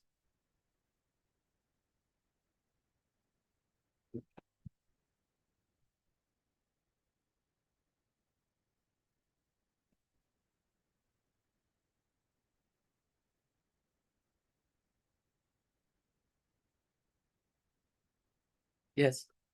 My lord, here they say two plaintiffs have jointly paid for degree for recovery of question before the trial court, my lord, against the present respondent in respect of the suit line, my lord. In this case, my lord, present respondent had filed his WS. In issue 2, your lordship may cannot CPS 32.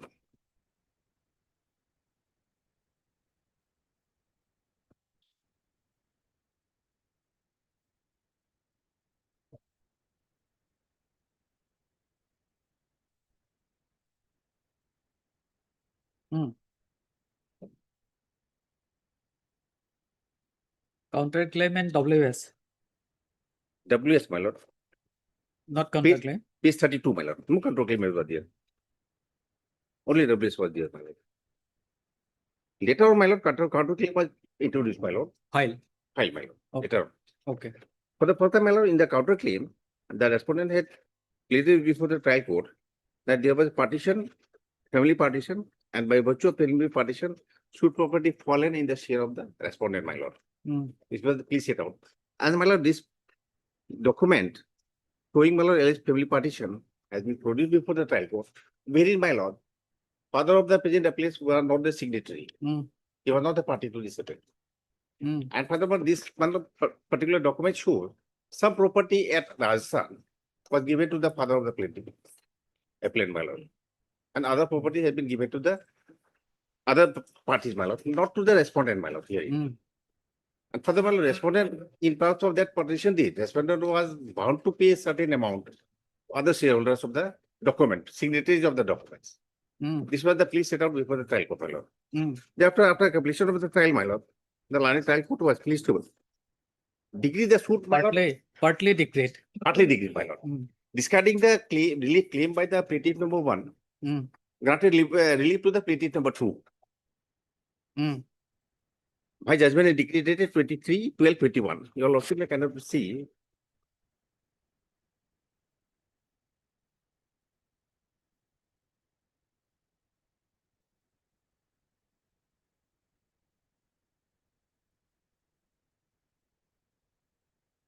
Page, my lord, 94. These are the operative portion of the judgment and decree of the trial court, my lord. Page number 94. 94, my lord. Page 94 of annexure 5.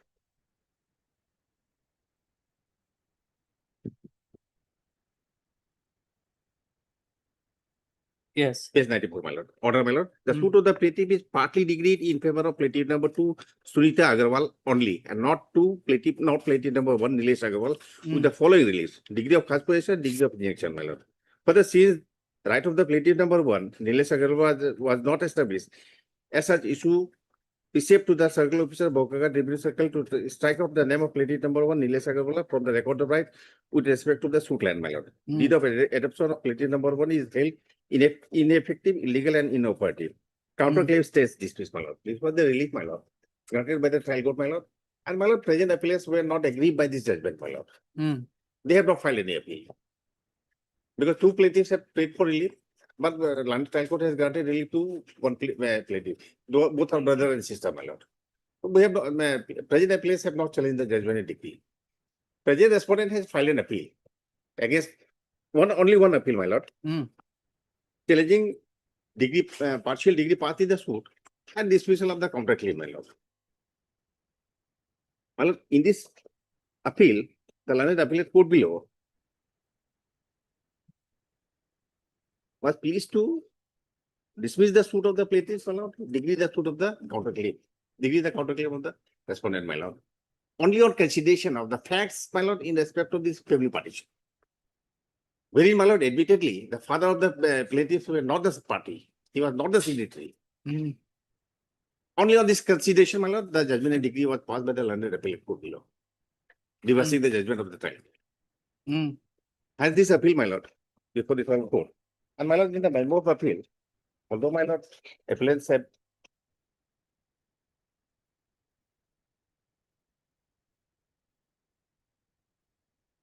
placed on record, my lord, so many substantial questions of law.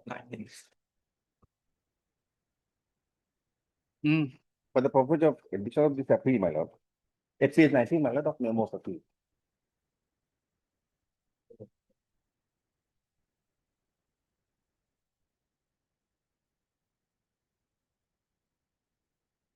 But now, my lord, at this stage, my lord, I am pressing for substantive question of law number 1, 3, and my lord 10. 10. 1, 3, and 10, my lord. Which 1, 3, and 10. 1, 3, and 10, my lord. Which covers the entire subject matter in dispute.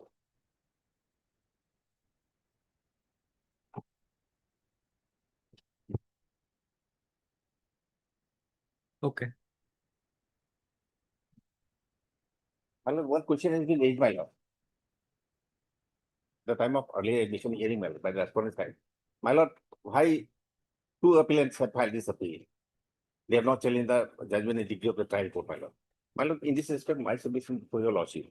My lord, 2 plaintiffs have filed a suit before the trial court, my lord. Trial court decreed the suit in favor of 1 plaintiff, only discarding other plaintiff.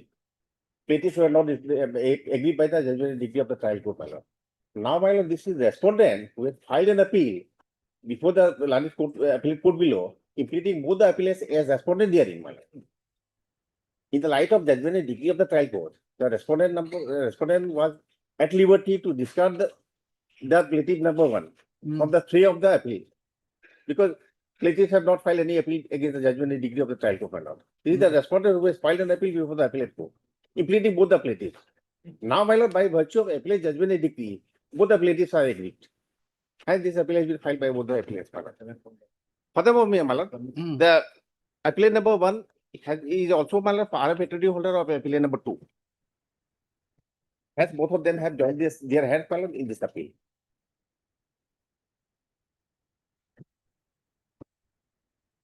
So the question is whether the learned appellate court has reversed the judgment of the trial court. Right? Trial court.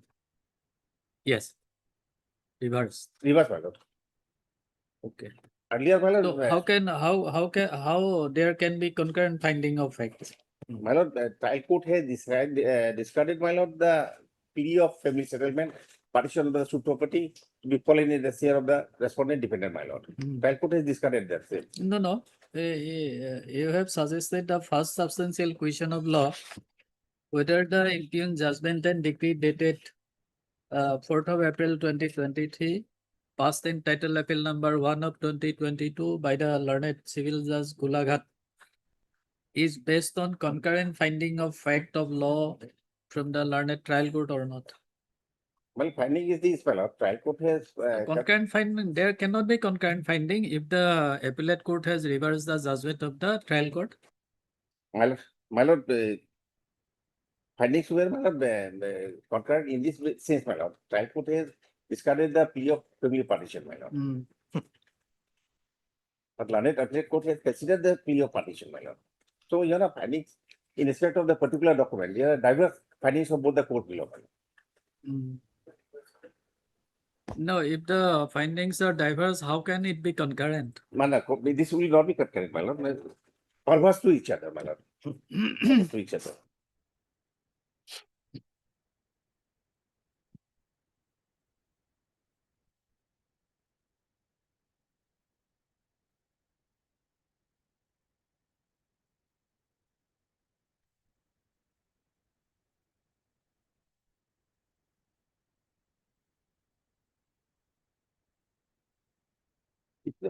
Question number 3, my lord, is most relevant, my lord. Judgment decrease of 1 and 3 are almost the same. Concurrent finding.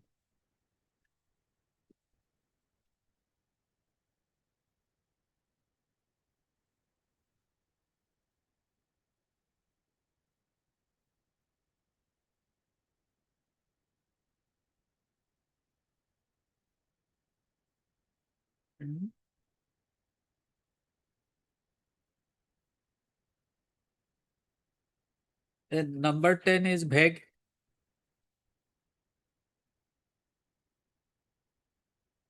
Acted with material irregularity or in excess of jurisdiction vested in it. How?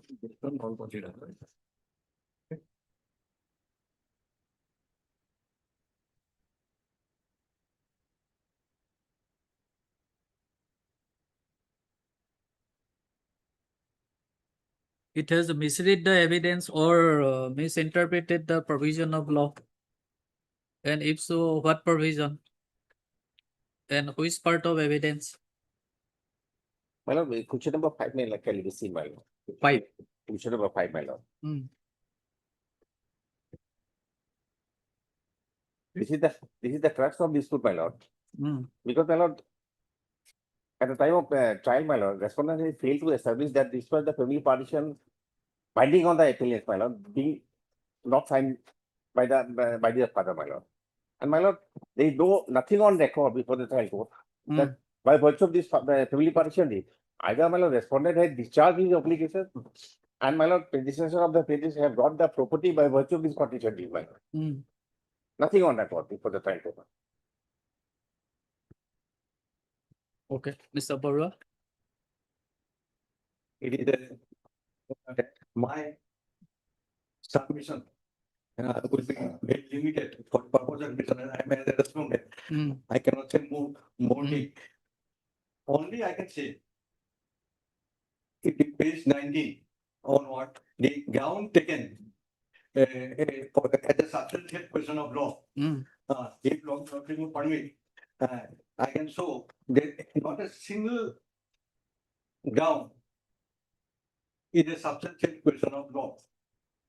And I am very doubtful in one is what my learned friend is facing, that income judgment is based on concurrent funding. What is the question of concurrent funding? It is a totally missed, whether wrongly they type it, I do not know. But what is the concurrent funding? The concurrent funding will be that if the trial court finding is affirmed by the first appellate, then it will be concurrent funding for purpose of this court. Now, the appeal to civil judge is based on concurrent funding. How it is concurrent funding? This first appellate court cannot make a concurrent funding. First appellate court may agree or disagree. How it is concurrent funding? Number one, that is, it is a maybe they are thing may be wrong, but there is no substantive question of law. At all, it cannot be made a substantive question. And then change 3. Then pressing on 3. Whether the include decade or support is discussing pleading issue of evidence itself while recording the concurrent funding of it. That is not a substantial question, it is not a question at all. How it is come, maybe it is, maybe it is for other cases, it is taken as a copy paste, I do not know. And thereafter, they pressing on whether interference of the appellate court is permissible. Now question only is lordship, this court. Whether interference with the finding of appellate court is permissible.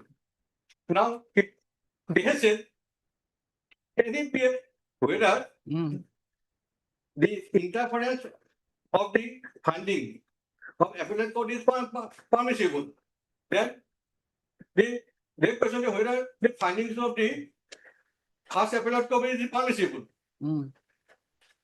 Can it be whoever is making a second appeal in such a I'm surprised to see. I could not understand. I've never seen. Okay, okay. Let us do one thing. Mr. Alam. Yes, my lord. It appears that these substantial questions were not prepared by you. Better you do one thing. Well, you go through the same again. You recast it. because I will recast. I will give you 1 week time. Because of this legal issue is there. My friend rightly said that he is not hiding that first in the trial court, the appellant number 1 right was denied. Appellant of one of this appeal. And it has become finality because of it. They have not filed any appeal on that. They have not filed any cross appeal on the suit, on our appeal to reverse that. No. In the appeal, they have been arraigned as party. Has to be party because the lordship will know in trial. If we challenge the judgment, we have to. But what is the pair in the memo? And they are agreed by the judgment of the appellate court. Yes. Wait up. That question. I am not saying on appellant number 2, but they have some statutory right and the legal right. And so, but lordship will find. If required in time, I will be giving the judgment. If one person never challenged the trial court judgment or his observation in appellate, because in trial court, the key is in giving that his right total be disturbed. Now, only to revive his right, he make it a party here. Appeal file. He cannot say anything about the appeal because my memo appeal, my pair was only for giving the appellant number 2, and that is decided by the trial court, and trial court decided very clear judgment. As I am arguing in the trial court, therefore I know what is the situation. No, that's all right. You produce that judgment. On next date, we will see. Different substantial question of the law, then they will suggest another substantial question of law. And serve a copy to us so that we can. Yes. Definitely, my lord. Before filing, I have to sub copy. Definitely. Heard Mr. N. Alam, learned counsel for the petitioner, and Mr. Borua, learned counsel for the appellant, and Mr. Borua, learned counsel for the respondent. Place the matter on comment. When? This method. In this month, As per convenience of this court, in this month, my lord, if was permissible. When? 30. 30. In the meantime, Mr. Alam, learned counsel for the appellant, shall furnish shall recast the substantial question of law and place the same before this court by furnishing a copy well in advance to Mr. Borua, learned counsel for the respondent. All lordship will subject to the correction lordship. Lordship after right to registry, to legitimate after they filing the substantial question law. So they have to escort for that. They have to Mr. Alam, My lord, before 30th, you furnish a copy to him. My lord, before 30, I will furnish the copy and amend my lord on, sir, please, when the matter will be taken up, my lord, I will suggest the substitution law. Procedure High Court, if we submitted some any document, then you cannot, lordship, he have to file and by IA, they have to giving this document, giving the. No, he undertakes to furnish a copy to you well in advance. I have nothing to say. What procedure I am saying that. Yes. Much. 19.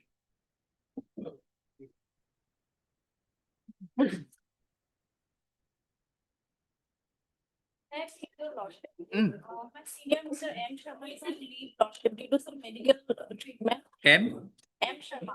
M. Sharma. My lord, here in this case, my lord, warrant is already given by the court, my lord. So it may be executed anytime, my lord. I have an urgency, my lord. Anyways, my lord, they have got nothing to say, my lord. Next week, my lord, 16 is fixed, my lord. Already warrant is issued, my lord. It may be executed today also, tomorrow also, my lord. My lord, this is the copy, my lord. Warrant is already issued, my lord. On 19th of February, my lord, warrant was issued. Okay, sir.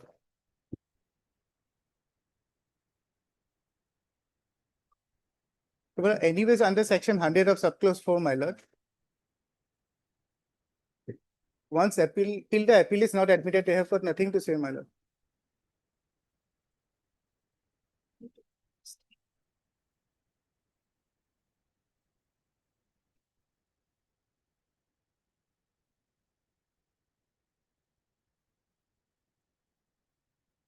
So before 16, we will consider it. Yes, Lordship, it can be on 16th, Lordship. No, 16 is the date fixed for execution, no? If they For give an returning of the undertaking, warrant. they are not going to execute the decree, then it's a different thing, my lord. No, that cannot be because we are yet to admit this appeal. My lord may at least hear the matter, my lord. My lord may hear the matter. Otherwise, my lord, if it is executed, No, by maybe, but I know, I understand. My lord. can we hear the matter in absence of the other side? Then let it come tomorrow. The leave of absence is also Yes, Lordship. reflected in the cause list. Otherwise, I would not have objected, my lord. Only because my warrant is issued, that is why, my lord. But then it can be on 30th, Lordship. 13th. Wednesday, Thursday. Okay, 13th. 13th, Lordship, Friday. 13th. Friday. My lord, can it be on Thursday, my lord? No, Lordship. Thursday, 12. Okay, No, 12. 13th, please, Lordship. He is on medical emergency, Lordship. Okay, then 13th. Then. Madam. Heard Mr. Iqbal, learned counsel for the appellant, and also heard Miss S. Yasmin on behalf of M. Sharma. S. Yasmin, learned counsel, appearing on behalf of Mr. M. Sharma, learned counsel for the respondent. Ms. Yasmin submits that Mr. Sharma is on medical leave, and as such, she pays for listing the matter on 13th. They are allowed, raises and list the matter on 13th. Highly object. Item 20.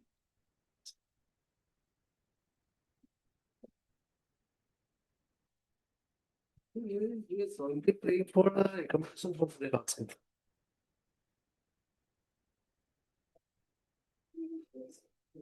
You have put up appellant. Yes, Your Lordship, on behalf of Ananja. And then heard Miss, your name please? D dash. B does learned. D dash, Your Lordship. B does. D. CD. Okay.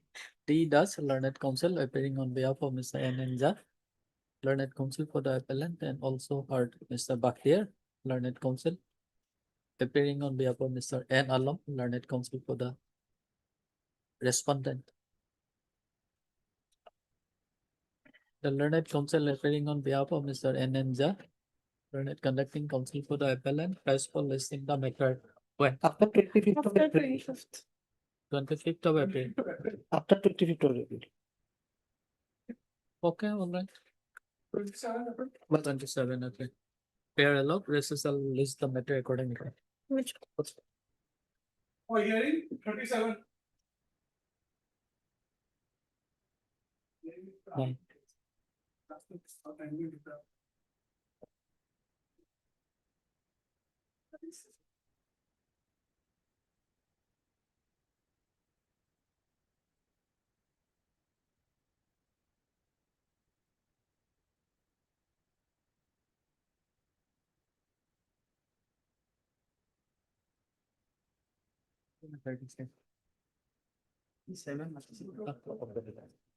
No, no, it was 9.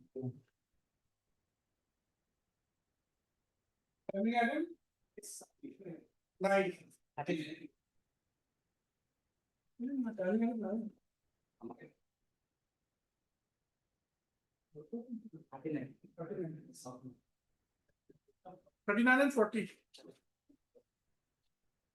What if I am paying for lifting the matter tomorrow, Lordship? This matter? Or final disposal, if Lordship is not inconvenience. Today, Lordship, I have some difficulty. Everything be on 12. 12 is 12 is Thursday. Thursday. That will be convenient for the Lordship. Okay. Heard Mr. M.P. Sharma, learned counsel for the petitioner, Mr. S. Mr. P.P. Dotto, learned standing counsel for the respondent in secondary education department, and Mr. Nandi for respondent number 5. Respondent number 5. Mr. Dotto, learned standing counsel for the respondent in secondary education department submits that he has some difficulties today and he prays for listening the matter tomorrow. However, Mr. Nandi, learned counsel for the respondent submits that the matter may be listed on 12. Accordingly, it is provided that rest list the matter on 12. It may be kept as part heard. No, already part of What? Already part of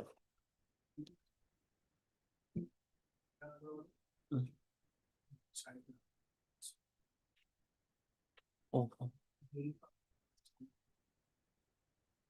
নালাগে দুটা বজাতে উঠি দিম দুটাত উঠি দিম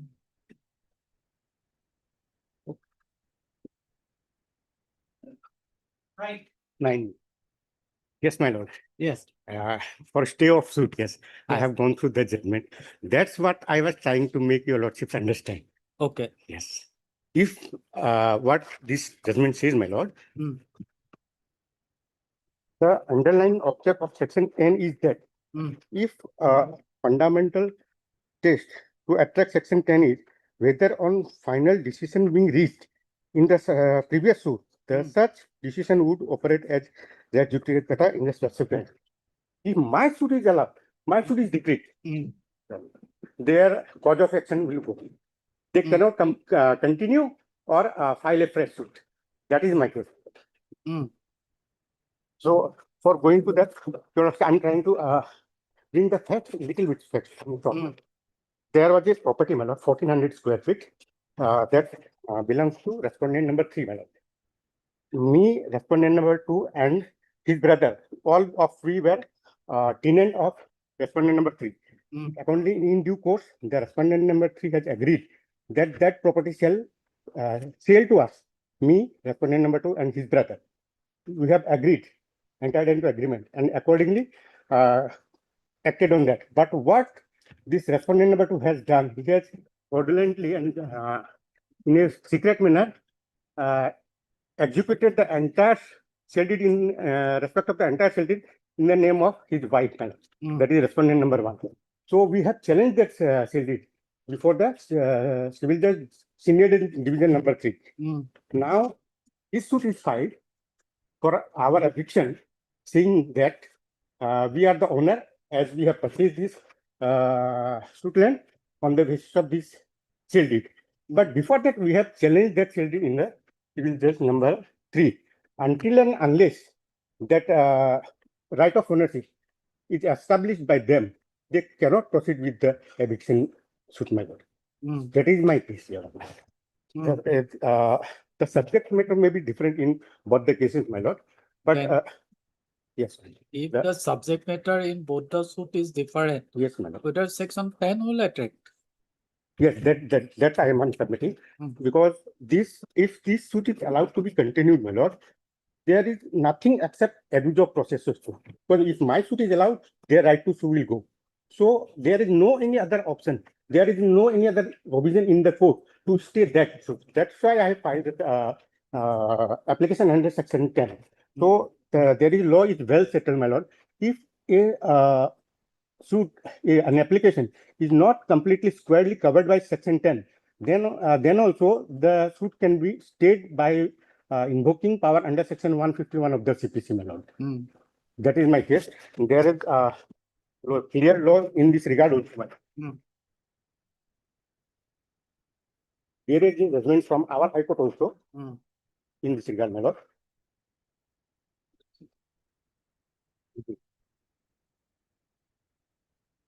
Subharao Kalita, this is by LRs versus Dharmeshwar Das and another.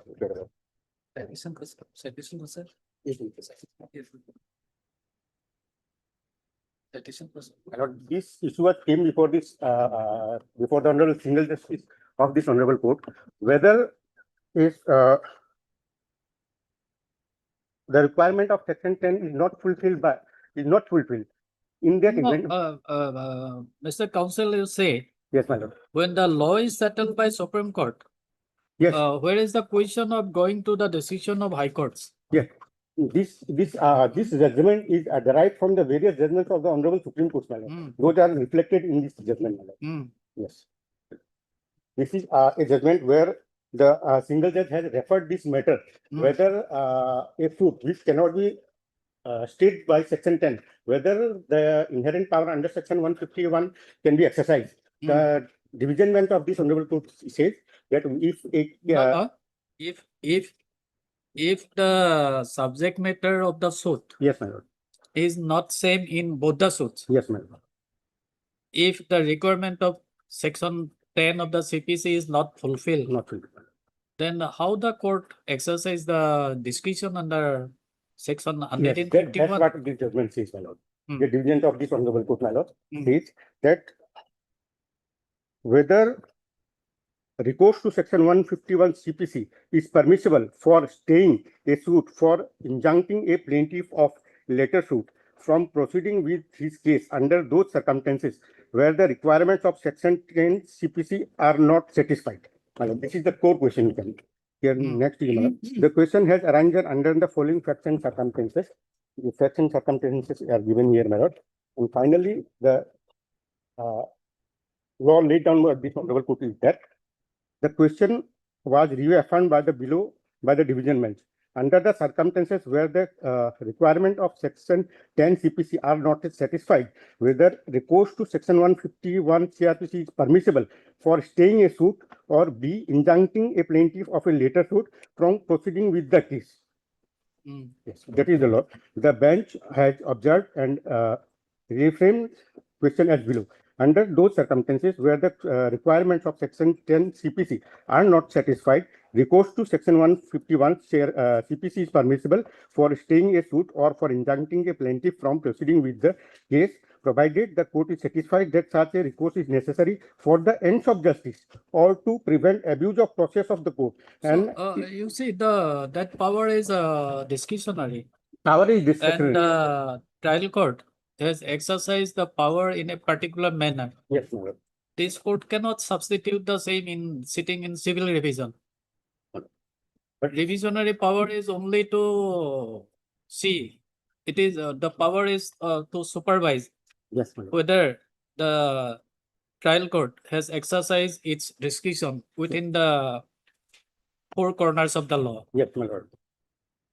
But here, my lord, if this is apparent from the report that this suit is totally abuse of process court law, because until and unless they establishes this ownership, they cannot continue with my eviction. So this is completely abuse of process law. This section 10 is not affected, then I will have remediless, my lord. I don't have any other provision, my lord, except section 59. Better you do one thing, you file an application to try both the suit together. No. File an application before the trial court to try both the suit together. That can be, that order we can pass. But ultimately that can be passed, but my lord, outcome of the first suit, my lord, my suit, I have my humble submission, my lord. No, that's all right. The trial court will decide the same. Trial court will decide the same. If after disposal of the your suit, if no cause of action arises for for maintaining the second suit by the other side, Well, then court will definitely take care of the same. But at this stage, while the requirement of section 10 is not satisfied with, how can the stay can be granted? Yes, after your that fact and the circumstances are totally different in this case, my lord. Maybe. Yes, sir. So. Yes, what is your submission? My submission is lordship. Apart from going to the decision, lordship, it is admitted that the section 10 is not applied. We one suit.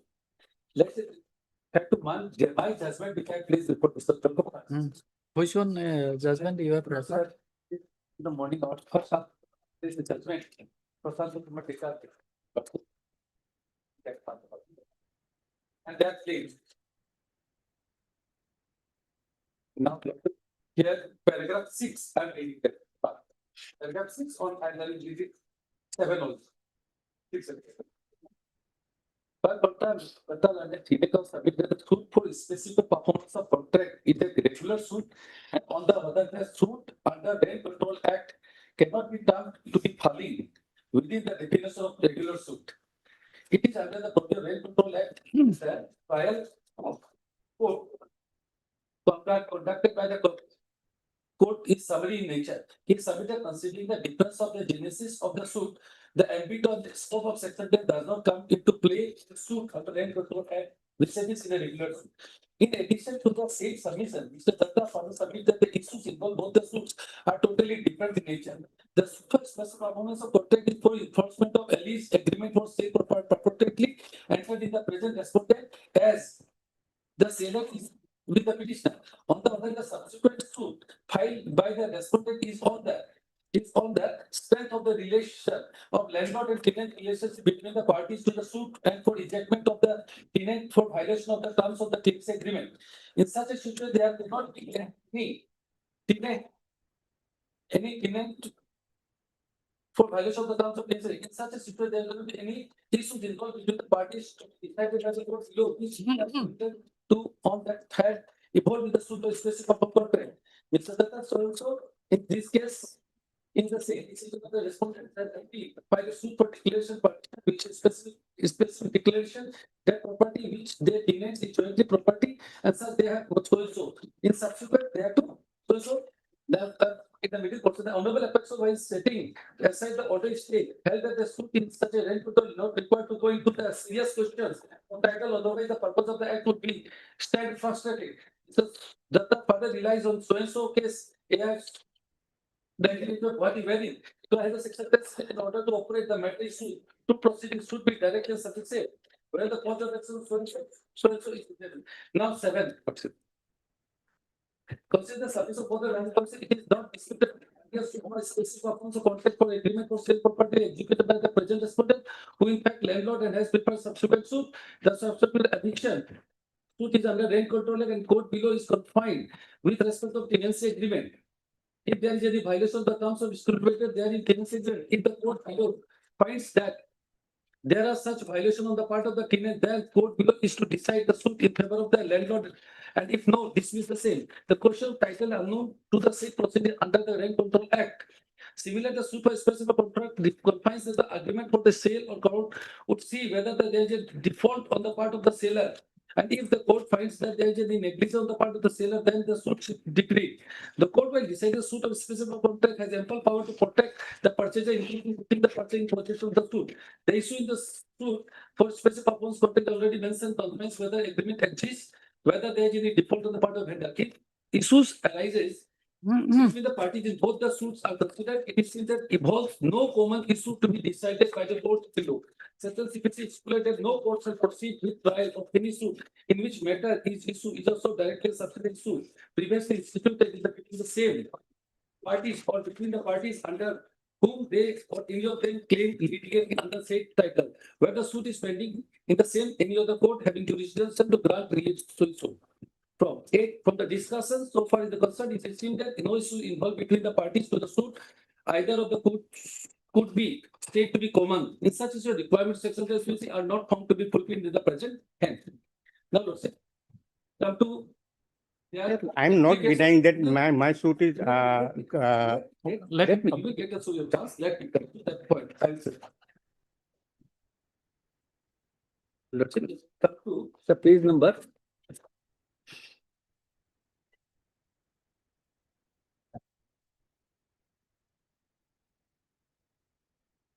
Let's come to the page number 74. Page number 73 first. Kindly see. Page number 3 is the challan which the person is depositing before the court in my name, Sarla Halalka. He accepted me as a landlord. I'm not denying that. Earlier, served notice when the self-purchase permission was applied, the other person objected. Other person is objected. Then, after hearing on consideration of the notification, that also closed in here is in the eviction suit also.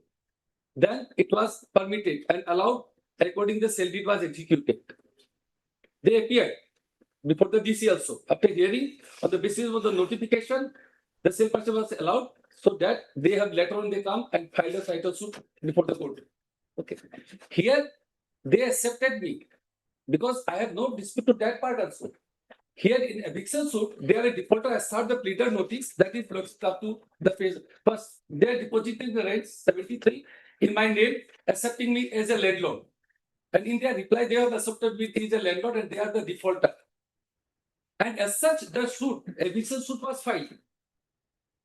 Eviction suit was filed on that ground. And the another suit wherein they clumsily filed, that is here, kindly lordship come to the page number 46. Perhaps you see the title suit, page number 46, the prayer of the title suit, and 26 it starts, which they filed. Without rent, he is enjoying my property. He is not paying me any rent. He accepted everything. So this suit is filed. Bidhan Halalka filed this title suit 2021, where is 46 is the prayer. No, wrong submission, my lord. Let me complete first. No, this is a wrong submission. Please sit down. You will get Sorry, your ma'am. time. Sorry. So this title suit was filed Bidhan Halalka.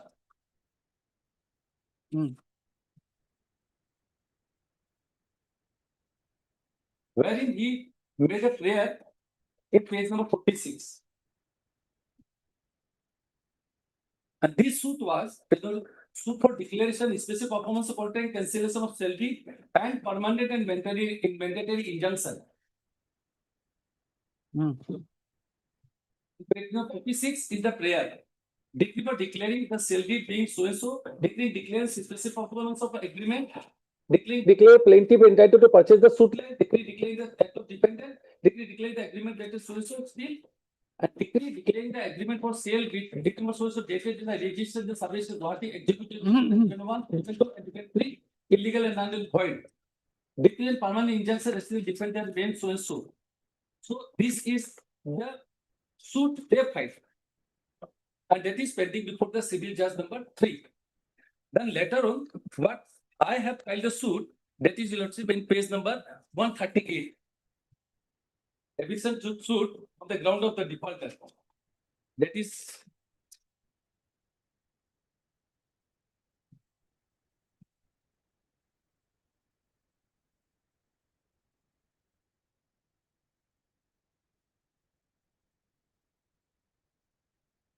page number 138. This is eviction suit.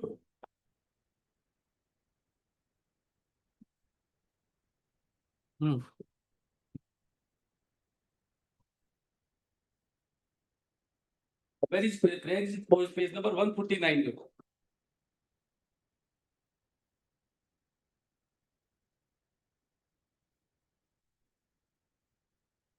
Ejectment of the defendant from suit premises as dictated in plain and delivery of vacant and first possession. In favor of plaintiff by evicting the defendant is made so and so, removing all belongings of the defendant is made so and so, realization of area rent so and pending interest so and pending rent for suit premises from January to the till ejectment of the license. Some earlier rent control what it says, landlord tenant relationship is there or not. First question comes, not the landowner. No, we are not deciding the merit of Yes, matter of the suit here. That's why I'm submitting the petition code. Section 10 is not applied. So landed court below, really, because this case is pending before the landed junior division. Juvenile division have filed. So main suit outcome here, he cannot take a relief because he can come that he is not a tenant. He may come in that point before the court that he is not the tenant. He accepted the tenancy. And this is a reason so section 10 does not come. And there's such a now the suit is pending for cross examination. Okay, The cross okay. is going on. Okay, what we can do is, we grant you liberty to file an application there to try both the suit together. My lord. And on such petition being filed, the trial court shall consider the same in accordance with law. This petition is dismissed. Just one more prayer, my lord. I had filed this application under section 10 of the CPC before the learned trial court. So I may be further allowed to file the same under section 151 of this. Where? Before the learned trial. No. Then only, my lord, whether the learned trial court. Because we serve of the judgment passed by you because two suits apply. He is accepting the tenancy. This is landlord-tenant relationship. Landlord and land owner and landlord are different parts. Okay, all right. So my humble submission that is different. So even if lordship permit this case to there, doesn't mean that if this suit is pending, this trial eviction suit will be pending. The both should be taken up. So jurisdiction is of civil judge junior division. In this case. In different court. Yes, Two different courts, my lord. Civil judge senior division will take up this matter, lordship. Because both Okay, in two different courts. Two different courts, that's why. Then cannot be. Then Yes, sir, lordship, that I am submitting. Two different court. How is that court? Otherwise, then I will Had it become been in immediately the my same lord. court, then such direction we Yes, could have that's why issued. even though lordship, this is one thing I am submitting before the landowner, landlord. If you have not accepted is a landlord, then matter another thing. Because he is a defaulter. He by notice. No, he is Mr. admitted- I am admitting I am his. hearing the petition on. Yes, lordship. My lord. Only that part, so that petition Yes, is to be next item. rejected. Man. Only have the submission before the Next item. It is to be rejected. I have become remedialist, my lord. That's all. Pardon? I have become remedialist because no provision is there to challenge that. That's why, my lord. That's why I have challenged under section 20. But then, so just the petition should be rejected. My only have business submission before the. Yes. Item 28. It will be a chaotic situation will arise. Okay. Lordship, Yes. item number 28, lordship, respondents are also not there. You notice served, lordship. Pardon? Respondents are also not there, lordship. Respondents are not there, that's all right. We will proceed expertise. Yes, lordship. But You tell this- me how this impugn order suffers from any illegality or infirmity Lordship, I want to- requiring any interference of this court. Yes, lordship. How? I have now I have put some rulings, lordship. So if you want that is fixed, I'll give the citation. No, what ruling? That Honorable Supreme Court has said. No, you first demonstrate before this court that the order passed by the learned tribunal is illegal or arbitrary. Lordship, the Odisha High Court says that Article 227 is maintainable. This is No, that's all right.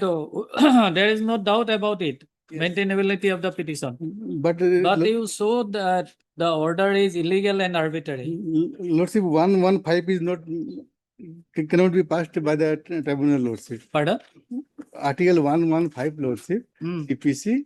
115 transfer of person cases, MCT cases are not maintainable. Cannot be decided by 115, lordship, CPC. But it can be 115? Yes, lordship. Odisha High Court recently said, lordship. No. Is this petition under Article 115? Yes, lordship. It is. No, lordship. Sir Agoral. This is under This is your 227, lordship. petition. 115 is not maintainable. Petition cannot be filed under 115. It is can be filed under 227. This petition is filed under Article 227. 227. It is maintainable, lordship. Maintainable, Yes. that's all right. Yes. But you have to show that impugn order is illegal and arbitrary. You show me how the impugn order is illegal or arbitrary. Lordship, because it is filed in 115, lordship. 115. Yes, lordship. By the You court see, section 10 of the CPC. Lordship, that's why I humbly, and another thing is there also, lordship, that whatever I may commit mistake, lordship. Pardon? I may commit mistake somewhere in the provision, lordship. But this is a beneficial piece of legislation, Lordship. Lordship was also. No. If some remedy can be given that. What remedy can be given? This is civil revision petition. This is not a petition under Article 226.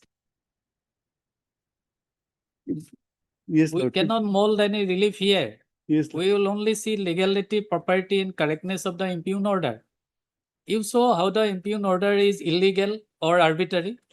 And Lordship, the thing is this, that is the main thing, Lordship. First, you tell me whether two suits on the same subject matter is maintainable. 227, this transfer can be done, Lordship, 227, not by 115, Lordship. 227 transfer petition can be done, Lordship.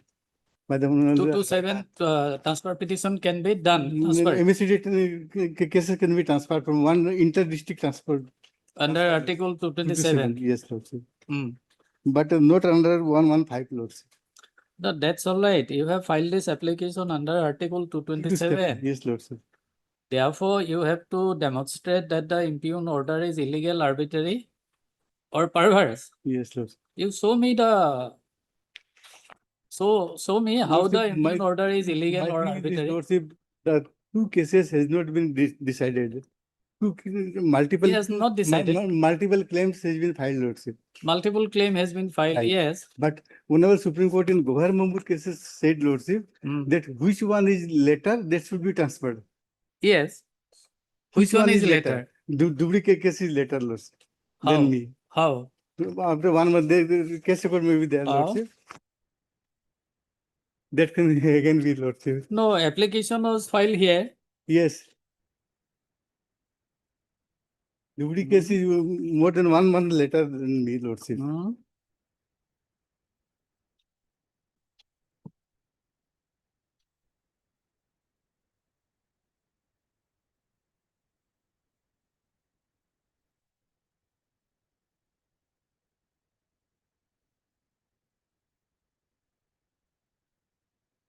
MSCT 51 of 2024, Lordship. That is later than me, Lordship.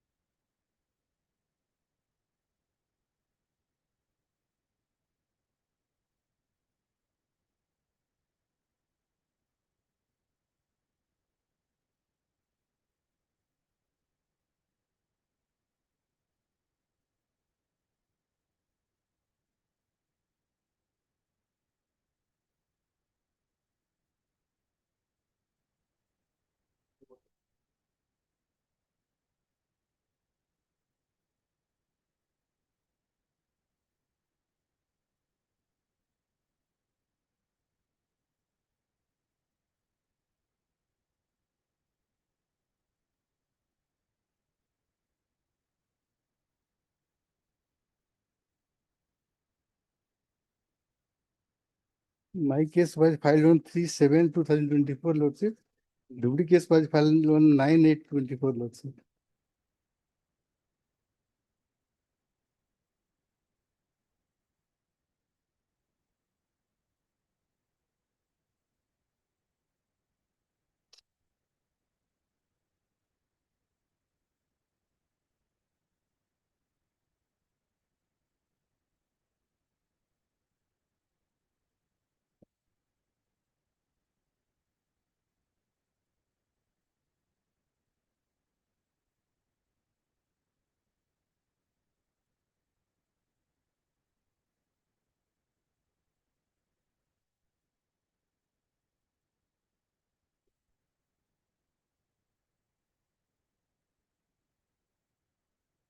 You see, the application was filed by the opposite party.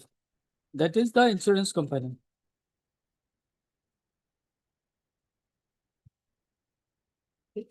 And on the basis of that application, the learned tribunal has passed the impugn order dated 9/7/2025. And this order was passed after hearing both the parties.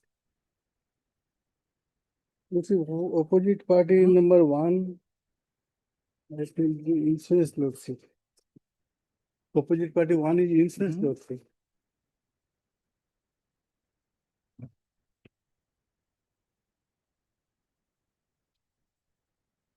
In my petition lordship, opposite party number one is insurance company lordship.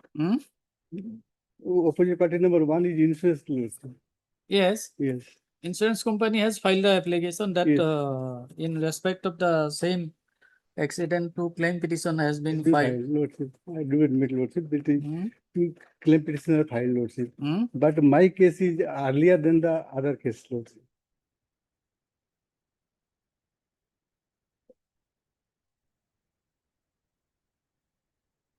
And I have lordship filed the ijahar, and I have done everything of my late husband lordship.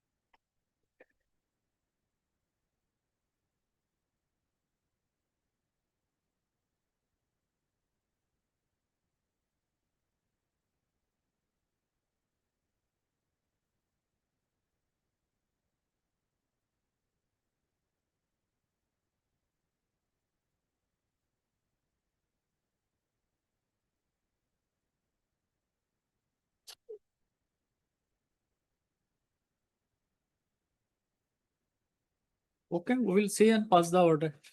Heard Mr. Agarwal, learned counsel for the petition. Order is out. For hearing, item 27.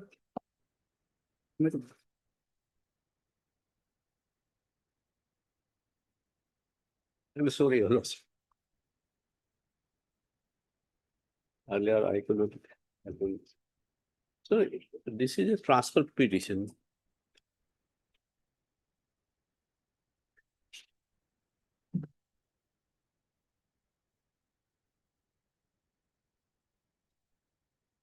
The petitioner got married with the respondent in the month of May 2021, 14th May 2021.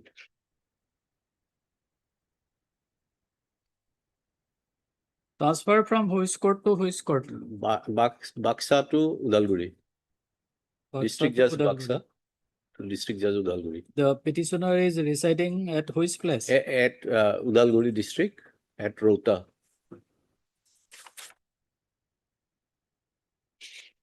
What is the distance between Baksa and Udalguri?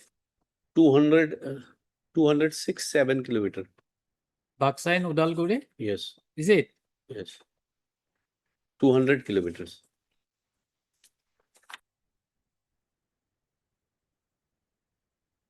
No, there is one. Yes, complaint case I have filed at Udalguri. That is 125 for maintenance. And there is an interim order. Even then, he is not paying the amount in time. So there is a threat also because the petitioner was harassed and tortured after the marriage. Because of that, she left. So it is not possible her to go his place. Okay. And notice has been served. So Heard Mr. Upadhyay, learned counsel for the petitioner. In this petition under section 24 of the Code of Civil Procedure, the petitioner has paid for transferring PR, between bracket PR, between bracket R case number 6 of 2023, pending before the Court of Learned District Judge Baksa Mosolpur to the Court of Learned District Judge Udalguri. Mr. Upadhyay, Learned Counsel for the petitioner, submits that the petitioner is the wife of the respondent. Wife of the respondent. And wife of the respondent. And they got married on when the marriage was solemnized? 14/5/2021. On got married on 14/5/2021. And after the marriage, marital discord surfaced between them, and the petitioner hearing left the matrimonial home, and presently she is residing in her parental abode at Udalguri. Mr. Upadhyay further submits that the petitioner has also instituted one proceeding under section 125 CPC or CRPC? CRPC. 125 CRPC, and the same is pending, being MR case number 18 of 2022, and the same is pending before the Court of Learned CJ Udalguri. CJ Udalguri, and that the distance between Udalguri and Baksa is more than 200 kilometers, and also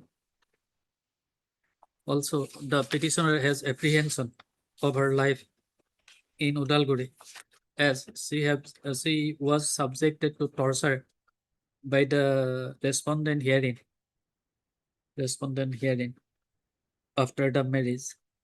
And under such circumstances, Mr. Upadhyay submits that the TSR case number 6 of 2023 under section 9 of the Hindu Marriage Act, which is pending before the Court of Learned District Judge Bakta, may be transferred to the Court of Learned District Judge Udalguri. But it is to be noted here that the respondent hearing has chosen not to contest the present petition in spite of service of notice for which by order dated 7/1/2026, it is decided to hear this petition ex parte.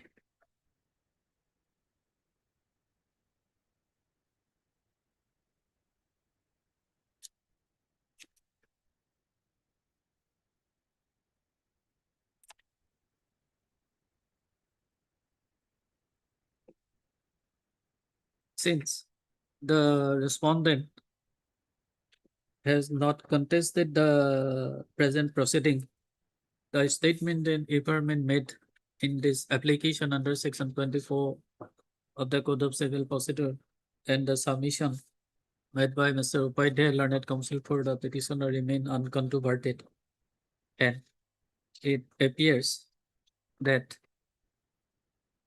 the respondent hearing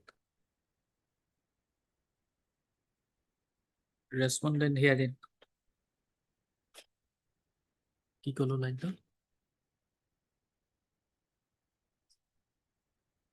হ্যাঁ হ্যাঁ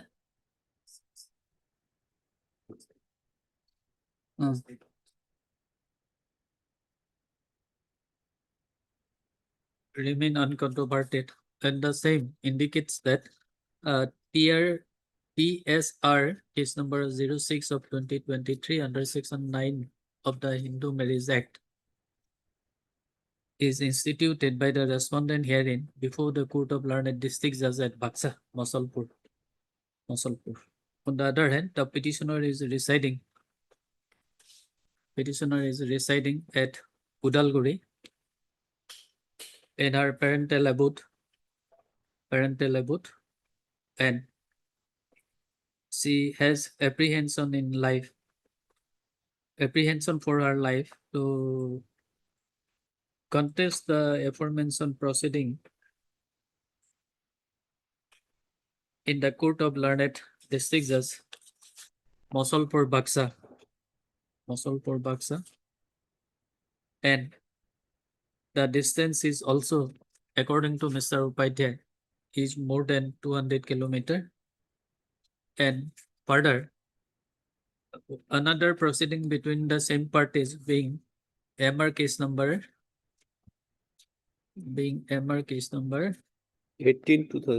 18 of 22 is also pending before the Court of Learned Chief Judicial Magistrate Udalguri. And accordingly, taking note of the aforementioned facts and circumstances and also the submission of Mr. Upadhyay, this court finds sufficient merit in this petition, and accordingly the same stands allowed. PSR case number 06 of 2023 under section 9 of the Hindu Marriage Act pending before the Court of Learned District Judge Baksa Masalpur stands transferred to the Court of Learned District Judge Udalguri.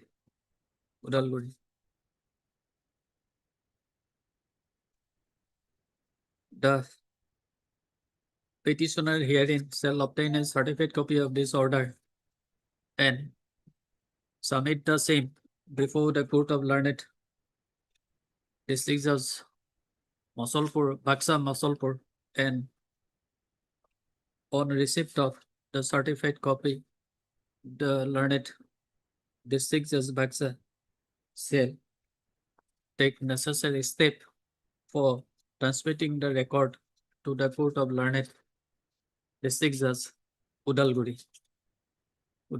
In terms of above, this petition stands disposed of. Mr. Upadhyay, the distance is only 140 kilometers. But she is staying at Rota. From Rota, there is a difference. Okay.